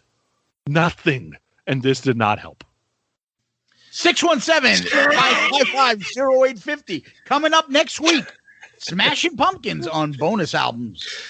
All right, so Smashing Pumpkins are a band for me where when Siamese Dream came out, one of the greatest albums ever made. Oh, my God. Melancholy and the Infinite Sadness, Now, it's the year 2020. I can't listen to Billy Corgan's voice without wanting to stick my head inside my gas grill. I have no use for this band anymore. That being said, I think Drown is spectacular. And again, the reasons you don't like it are the reasons I do like it. I like the slow burn. I like the buildup. And then I like how it really rips into gear and kicks into gear with both his voice and then the guitars take off. And it's great. But I will agree with you on one thing. Cut out that noise at the end. There's no need. 3 minutes. Yeah, exactly. It's almost like they forgot to stop hit the record button. And then somebody's like, oh, shit. The guitar's still because that makes I could see 20 seconds, 30 seconds, but 3 minutes of literal noise. What are you doing? I don't get it. But it's funny. First of all, plus Billy Corgan, he's such a hateable little fuck. Like he's just he gives bald guys a bad name. Grow your hair back. He's just bad. But it's funny because in the notes to the CD book, it says Chris Cornell alerted them to Smashing Pumpkins early on. And the Pumpkins are from the Chicago area. They're not even a Seattle grunge band. He says Billy Corgan sent him a tape of demos, and one of the songs was Drown. And Billy Corgan wasn't happy that they took Drown, but they did. There's a couple other stories with this. I want to pass it off to Zeus, and you can tell the funny story about Billy Corgan and how much of a dick he is. But I like the song. I like the music. I like the build-up, and I like the kind of the ending, except for that the really extended ending that's unnecessary. But this, to me, this might be my favorite Smashing Pumpkins song, to be honest with you. But yeah, no, I'm a huge fan of it, but just get rid of that ending. Drowned by the Smashing Pumpkins, written by Billy Corgan. So you're right. Chris Cornell alerted Cameron Crowe to Smashing Pumpkins. Those two got into kind of a beef for a while, an altercation. And they would go back at each other every once in a while in the press. And Corgan was making fun of them like, oh, they're just doing it for the money when they did their reunion back then when Soundgarden got back together. And then Cornell brought up the fact that, like, I gave him basically, he gave this to Cameron Crowe. He's like, so in other words, I gave him $40,000. I'd like that $40,000 back. Bitching that's what they made off that. And fucking, if it wasn't for me, fuck off. And really, if you think about it, if they didn't put him on this album, I don't know. I mean, I would like to think that they would actually, start to grow on their own, because Gish, their debut album, was already out and was doing pretty good. And this was kind of on their demos of that. So the reissue of that actually has this song on this. Mm-hmm. But anyways, as you said, he didn't want them to pick Drown. He wanted the actual movie soundtrack to release this as a single. Yep. And they chose Nearly Lost You as the second single after Wood kind of got out there too. And he's like, oh, this is bullshit. What record label is Screaming Trees? What record label are they on? Epic? Oh, well, that's what the album is on too. So no wonder they picked them. So you go, no shit. Yeah, that's how business works, you dipshit. Yeah. Plus the song's better. That too. Exactly. Anyways, it's fucking long. And it's like typical grunge, like, the stuff. It's the stereotypical shit that people bitch about grunge. It's like someone put the guitar down on the stand and left it, and it's just vibrating for the next 3 minutes. Yep. It's Ace's guitar still flying. Oh, yeah. And nobody turned it off. Yeah, exactly. And it's like, wait a minute, you're going to put that on an album? Like, for what? It's just so that and the hidden tracks. It's like fucking so grungy. And Smashing Pumpkins had fallen into that stuff. I don't know how or where they got the sound, but Smashing Pumpkins fits right into Seattle sound. I don't know, but they do. And, somehow they must have met up, because Billy Corgan and Cornell are buddies and were buddies. The song is in the movie basically when I think it's when let me think. Matt, plays right after Steve and Janet kiss, and then like, wait a minute, we should be friends. And then all of a sudden they show Cliff walking down the street with his guitar case, so that plays a little bit there. And then at the end, when Cliff and Janet talk at the end of the movie before their final scene, it plays there as well. I like the song. I know people hate on Billy Corgan. I don't know why he's into wrestling now. He like runs a wrestling promotion. Fucking idiot. And he has this like real anti-Darcy thing, which everybody loves. Maybe because she used to be hot when she was in the band, and he won't let her back into the band because she's got all methed up and shit. So there's a lot of stuff about him that attracts a lot of hate. And it's unfortunate because fucking is kind of brilliant at some points. Some of it is Siamese Dream, Cherub Rock, like shit like that is so fucking insanely good. And his voice, he can do it. I'm not saying he's the top 3 or 4 of those guys, but his voice is distinct, and I love that. Even when he just talks, and then all of a sudden, it goes up to that register where he starts screaming. It's good. It works. It's distinct, and I like it. So I don't know. I think the song is pretty good. It's a little bit long, but it's a nice way to end the track. It fits this soundtrack. Yes, and it fits perfectly. Yep. And believe it or not, that's the last song, and we're done with those songs. Oh boy. Overall thoughts, Tom. I mean, actually, I go to Sonny first. Sonny. New experience for me. You know, when we get to the rankings, you'll see I had an absolute top 3 that was clear-cut top 3. I have an absolute bottom 3 that's the clear-cut bottom 3. The middle 7 could be interchangeable. The movie was meh.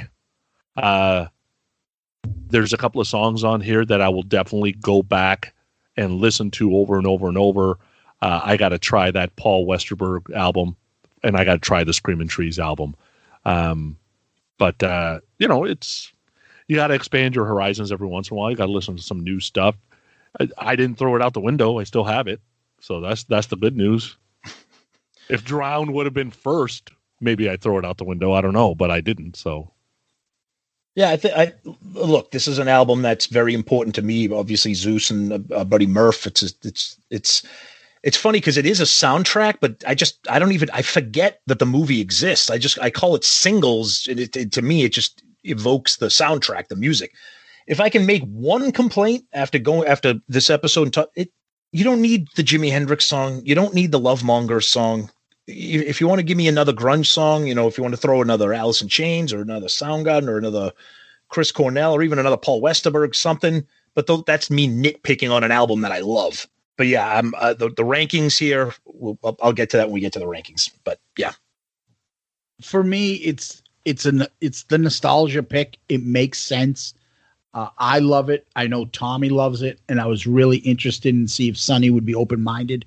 And it sounds like he is. So that's exactly what I love. And I hope you guys that are listening, I know we have a lot of rock guys more so than anything else. And I'm curious to see if you guys will give this a shot. One other thing before we go is I want to get into the rankings, talk about the deluxe edition. So the deluxe edition, besides having the extra booklet and pictures and stuff that we talked about, has a bunch of stuff in here that are actually in the movie. There's a score piece by Chris Cornell. Cornell has got like 5 or 6 other songs on this.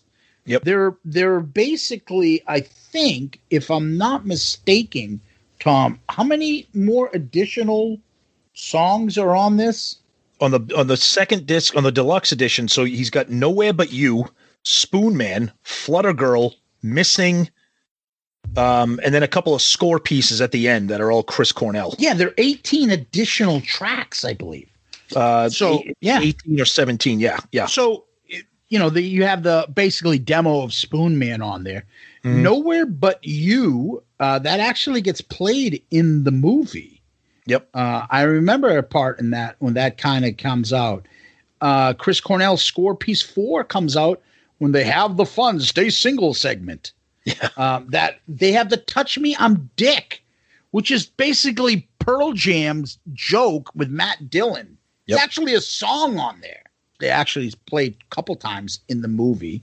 They have a couple different scores and versions and acoustic versions of Dyslexic Heart, Waiting for Somebody.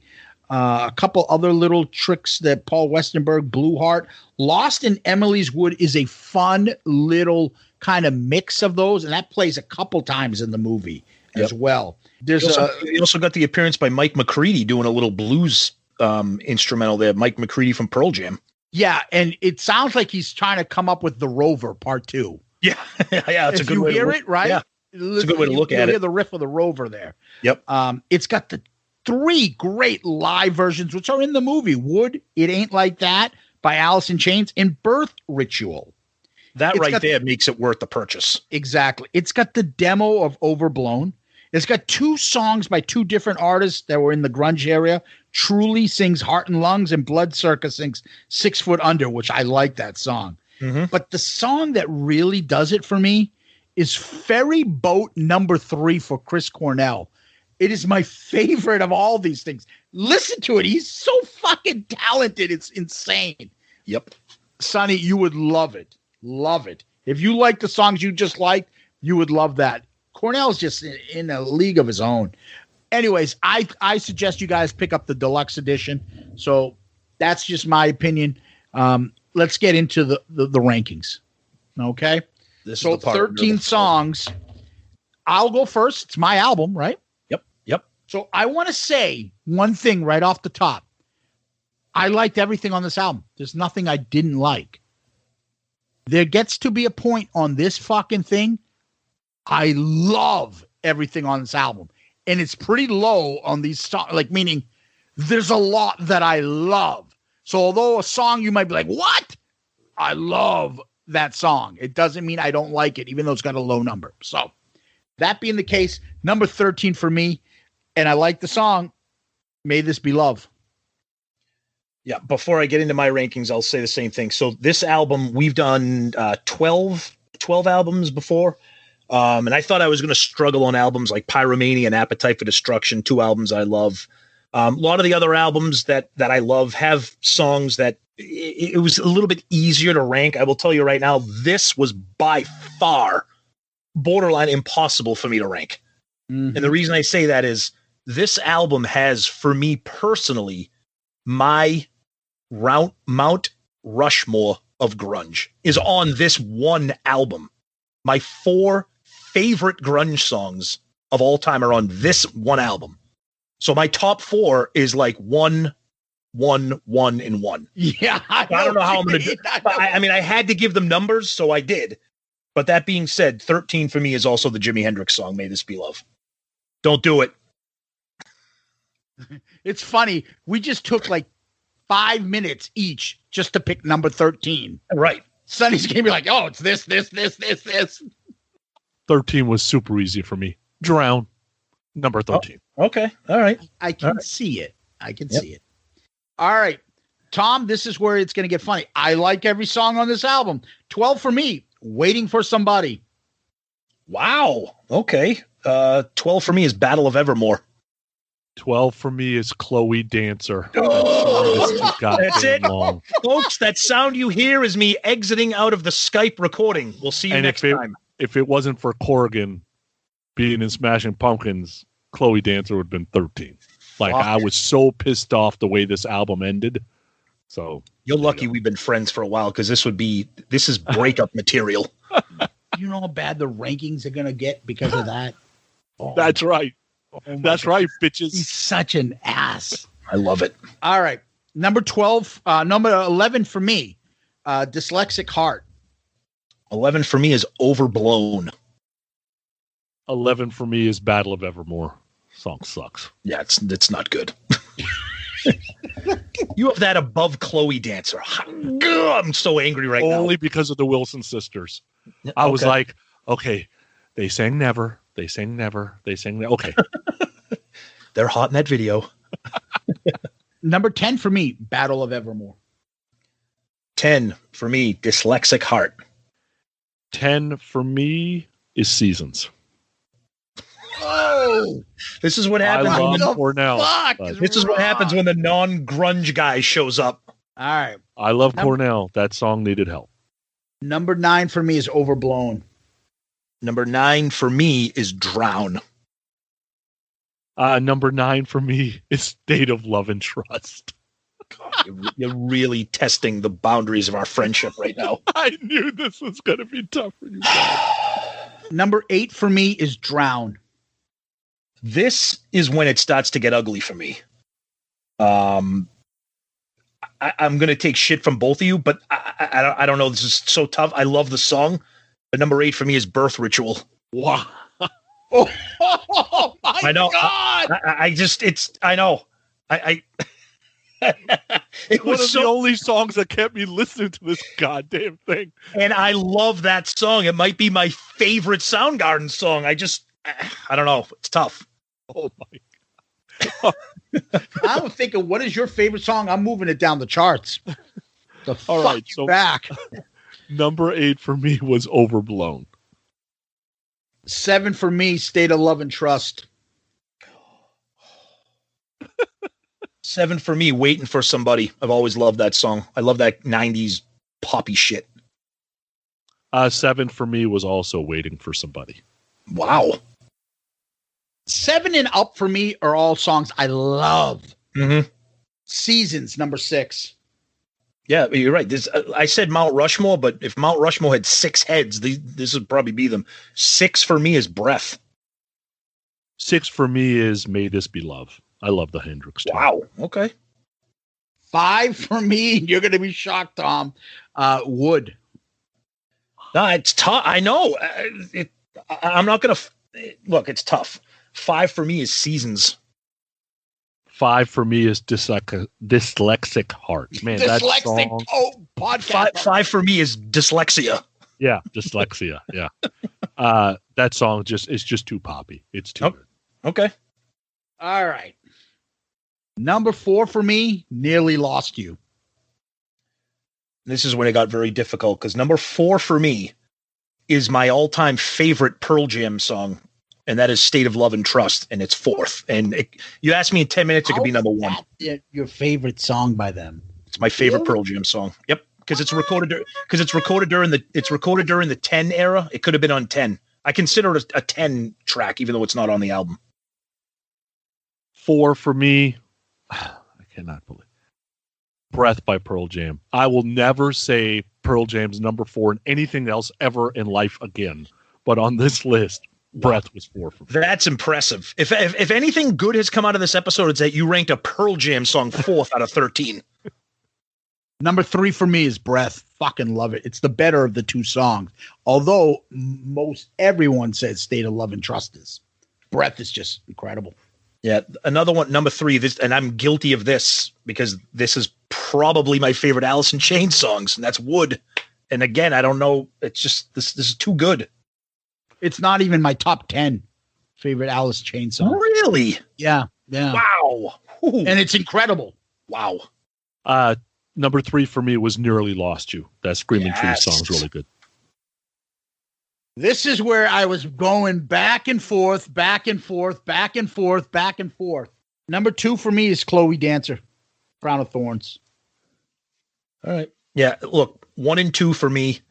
It's literally 1A in 1A. And something needs to have a number 2 because we can't do 1A and 1A, and number 2 is Nearly Lost You. Just because it rhymed? Yeah. Okay. Electric Boogaloo. Yeah. Number 2 for me is Birth Ritual, and it was an easy number 2. Number 1 by far is Birth Ritual. It is the fucking best song. Riff, vocals, fucking kicks ass. Number 1, Birth Ritual. Number 1 for me is, in my opinion, the greatest song to come out of the entire era, and that is Chloe Dancer, Crown of Thorns. No question. Number 1 was easy for me.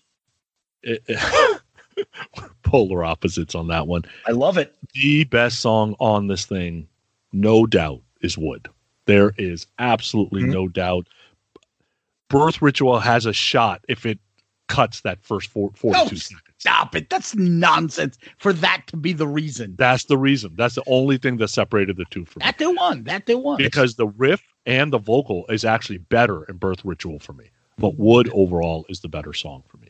So, with our rankings, tied for number 1 was Nearly Lost You and Wood. All right, I'll take that. And our number 2, basically, or number 3, I guess you would say at that point, is Birth Ritual. All right, Birth Ritual is awesome. It's just, for me, I'm a fan of some of the others a little bit more. Cheating to say those 3 what would number 4 be? Oh, you don't have time to do that. That's fine. Yeah, no, I have it. What's number 4 would have been Breath. Okay, I'll take that too. Rotten Breath. All right. All right. Now we get to the fucking hard part, Tom. No, we don't. This is easy. Piece of cake for me too. This is all right. The minute you picked singles, I knew exactly what I was doing with this, except for the rankings. Right. Before we get there, hold on a second. Hold on. All right, let's go. Stop the show. Sonny, album covers. We've done Guns N' Roses, Appetite for Destruction, Slide It In, OU812, Super Unknown, Pyromania, Load, Peace of Mind, Bon Jovi, Blizzard of Oz, Jar of Flies, Winger. Where is yours? Do you need me to read yours? No, you don't. So I got Peace of Mind was number 1, Slide It In, Blizzard was 3rd, Pyromania was 4th, Appetite 5th, Bon Jovi 6th, and I'm putting this in as 7th, right before Winger. Okay, fair enough. So singles is above Winger. Yes. Okay. Tom, you've got Blizzard of Oz, Peace of Mind, Appetite, Pyromania, Slide It In, Jar of Flies, Super Unknown, Bon Jovi, Winger, Load. OU812. I'll never understand the hate for that. It's just a fucking picture of the band. Yeah. Go ahead. Where does singles go in? Where did I have Winger? Winger is number 9. Number 9. All right, so I know it's the movie poster, but I to me, and again, it's a nostalgia, iconic type thing. I like it. I like Matt Dillon and with the guitar and Bridget Fonda. I don't know. I like it. I mean, granted, it's just a movie poster, but I'm gonna put it. I think I'm gonna put it right below Super Unknown because I like that creepy cover of Super Unknown. So I'm gonna put it right below Super Unknown for me. Okay. For me, I had Blizzard of Oz, Appetite, Peace of Mind, Slide In, Pyromania, Jar of Flies, Super Unknown, OU812, Bon Jovi, Winger, and Load. I am going to put this. I'm going to do the same thing, Tom. I'm going to put this right underneath Super Unknown, just above OU812, because Bridget Fonda is on that cover. Yes. The boy. All right, boys. All right. Here comes the hard part. So of all these albums, Sonny, you ranked Slide It In, number 1, Appetite for Destruction, Pyromania, Winger, Peace of Mind, Bon Jovi, OU812, Blizzard of Oz, Super Unknown, Jar of Flies, Load. How fast do I put this as number 12? Don't, because it is going to be... It's going to be right after Blizzard and before Super Unknown on the song of the top 3 songs for me, Wood, Birth Ritual, and Nearly Lost You alone. Wow. Beautiful. So above Super Unknown. All right. Okay. Tom, Pyromania, Jar of Flies, Appetite, Blizzard of Oz, Super Unknown, Load, Slide It In, Winger, OU812, Bon Jovi, Peace of Mind. Easiest ranking we've had out of 13 albums. Easily number 1. It's not even close. Not by far. It's not even a question. Number 1 by far. How the fuck did you not pick this? By far, it's number 1. Why didn't you pick this? Why didn't I pick the album? Yeah. I didn't get to it yet. I would if you didn't pick this month, this would have been soon for me. Yeah, maybe it's because we weren't really going to think about soundtracks and stuff too. That's exactly my point. Do we do soundtracks? I never thought a compilation would be part of this ranking. And not only did you pick a compilation, it's my favorite one, and it's grunge, and it's got my favorite grunge songs of all time. It's by far number 1. As soon as you pick this for your pick, I'm like, this is easily number 1. And what I'm interested to see if anything's ever going to be able to knock it off. Yeah, so I have Blizzard, Pyromania, Appetite, Jar of Flies, Bon Jovi, Super Unknown, Slide It In, Peace of Mind, Load, OU812, Winger. I don't know where I'm putting this. Really? You've only had 4 months to figure it out. I don't know. This took 0 seconds for me to decide it was going to be number 1. I am probably putting this as number 5. I'm underneath Jar of Flies. Yeah. Holy shit. Your pick goes number 5. Yeah. Wow. That's shocking. Wow. Okay. I like No Excuses, I Stay Away, and Don't Follow.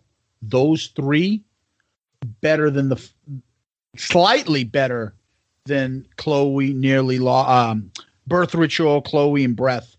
Yeah. Okay. I'll give you that. Yeah, and then but then again, Jar of Flies, it does have something. Fuck it. I'm changing my mind just as I just did. I'm putting it 4. Okay. I'm putting it 4 because you know what? I just thought about it. Swing on This. That's exactly. May This Be Love is better than Swing on This, and I fucking don't like Rotten Apple. Okay. So even those songs, and there's more good songs, but I mean, Birth Ritual, Chloe, Breath, Nearly Lost You, Woods. There's fucking so many great songs. So that's the single soundtrack, Tom. Number 4 for me. Yep. Number 1 for you, and number 9 for Sonny. Not bad. I loved it. I'm happy to see that. My pleasant surprise that Sonny didn't completely and totally hate it, and actually ranked it not last. No. So next time is a group pick. So let's look forward to that. Stay tuned to that for that, people. Yes. Yep. So you know what's next, Tom?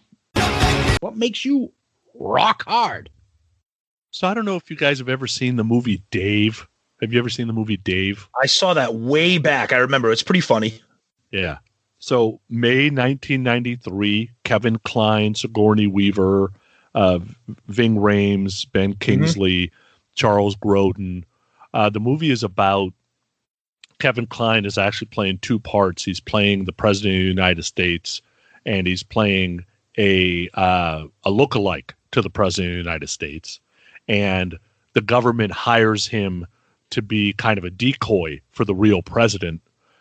President ends up having a health issue after an extramarital affair, and Dave ends up being the president for a while as they're trying to figure out what to do. So it's a very interesting movie.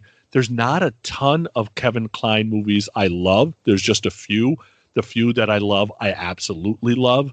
And Kevin Kline's a little bit typecast. There's a character he plays it very, very well. And I wish it wasn't Sigourney Weaver. I wish it was somebody else that was obviously a little hotter, if nothing else. But the movie, even after 27 years, it's a really, really good family, your wife will love it type movie, and it's not a chick flick. So there you go, Dave. All right. Okay, so for me, people who listen to this, our bonus episodes are Shout Out Loudcast. So we like, rock, metal, obviously grunge, but then my other sweet spot for genre music is hip hop, specifically old stuff from the 80s. And I discovered this documentary it's not new, but I just discovered it on Netflix, and it's called Hip Hop Evolution. And if you like hip hop, I can't recommend enough, but even if you don't, if you're a casual fan, this is one of the most in-depth, exhaustive, and thorough mini-series I've ever seen in my life on any topic. It is 16 episodes long. They actually broke it into seasons, 4 seasons, 4 episodes each. And it's chronological. The very first episode is called The Foundation, and it talks about the 70s and the birth of hip-hop in the South Bronx. And then each episode progressively takes you to current-day hip-hop. They interview every single person you could ever think of. They have interviews, video, photos, backgrounds. With it is spectacular. Zeus, I don't know if you've heard of it. I know you're a rap guy like me. It is unbelievable. It is called Hip Hop Evolution, and it's actually made by a company called Banger Films. And anybody out there who's listening to this who's probably a rock and metal guy, you're probably familiar with Banger Films. They're a Canadian documentary filmmaker, and they're most famous for they made a documentary called Metal: A Headbanger's Journey back in 2005. I have that DVD. It's amazing. They've done documentaries on Iron Maiden, Joe Bonamassa, Rush. They did a series called Metal Evolution. It's just like Hip Hop Evolution. Unfortunately, it's not streaming anywhere. They've done stuff on Alice Cooper. They have an upcoming one on ZZ Top. Unbelievably put together an exhaustive multi-part documentary. I can't recommend enough if you're into that. If you're not, I would go to bangerfilms.com and check out some of their other stuff because they offer all different genre stuff, especially metal. But yeah, it's great. I'm not even done with it yet. I think I'm up to episode 14 or 15. It's great. I can't wait until people type in bangherfilms.com and see what they get. Yeah, let me spell that out. Banger, banger, as in, oh, that song's a banger. Thank you, Sonny, for that public service announcement. All right. For me, I did my research on this album, singles. I looked up stuff, and I saw someone talk about, well, singles came out and discovered the best thing about, the background, Seattle sound by then, almost as good as the documentary Hype. Yep. Now, what is that documentary? I didn't see it, but I did look it up. It's on free on Amazon Prime.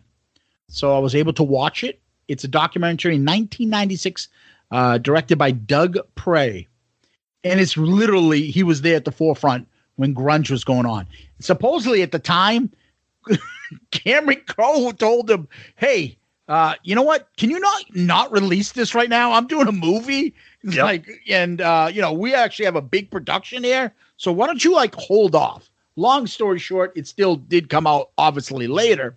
It's basically guy that did a huge amount of interviews about the Seattle sound, the Seattle look, the myths, it interviewed everybody. Soundgarden, Pearl Jam, Nirvana, Mudhoney, Fastback, 7-Year Bitch, Tad, Blood Circus. Sub Pop people, the founders are in this. It's a nice little documentary if you want to read it. Look into it. It's about less than 90 minutes. It's interesting stuff. It's funny. They're all talking. Basically, some of these bands, you could tell in their early days, were about to hit it big or did hit it big, and some obviously didn't make it. And it's interesting. And also it's got the first time the performance when they played Smells Like Teen Spirit. You can see that actually live. Awesome. So when that was first played, it's okay. It's nothing that I would say blows you away. But if you want to kind of take a look and you invest into Singles, the movie, then Singles, the soundtrack, and you're getting into that grunge mood, why don't you look up Hype and tell us what you think? It's interesting. It's worth a listen to once. Nice. At least I think. Cool. So, yeah, that's mine. So at the end of this, you usually tell Sonny, where can we find you, buddy? grownuprock.com or Podcast Rock City, where both podcasts are on all the places you can find podcasts. And you're on every other 1,000 podcasts anyways, and you can find you on social medias under various names. Yeah, there you go. Yes. That's right. Tom? Shout It Out Loudcast is my burner account. They just don't tell you. Yes, there you go. I think we need to let you control the Shout It Out Loudcast social media account for a little bit and see what happens. Oh, yeah. God, no. So Shout It Out Loudcast, if this is the first time you're finding us, we are an all-Kiss podcast. We release our episodes every Saturday, but once a month we do non-Kiss episodes such as this. We do album reviews of non-Kiss music. You can reach us at shoutitoutloudcast@gmail.com, and we're on all the social media, Twitter, Facebook, Instagram, and we're part of the great Pantheon on Podcast Network, and our show can be found on all the big platforms, Apple, Spotify, etc. We're on all those places. If you are a Kiss fan, please check us out. Again, our episodes drop every Saturday. We just recently celebrated our 100th with Bruce Kulick and Chris Jericho. So please check us out. And again, once a month, we do non-Kiss episodes like this one. Yes. And if you can, please, those emails are the best, especially for us on the bonus episodes. We love reading those emails about the episode and what you think. Tell us if you got into it. Tell us if you picked up the album. Tell us if you fucking hated it. Tell us if you listened to the episode, but we'll never listen to the songs. Yep. We want to hear your feedback. So we appreciate all the interaction, and we appreciate you guys getting involved with the show. So thank you on that. And Sonny, you're up first. Famous last words.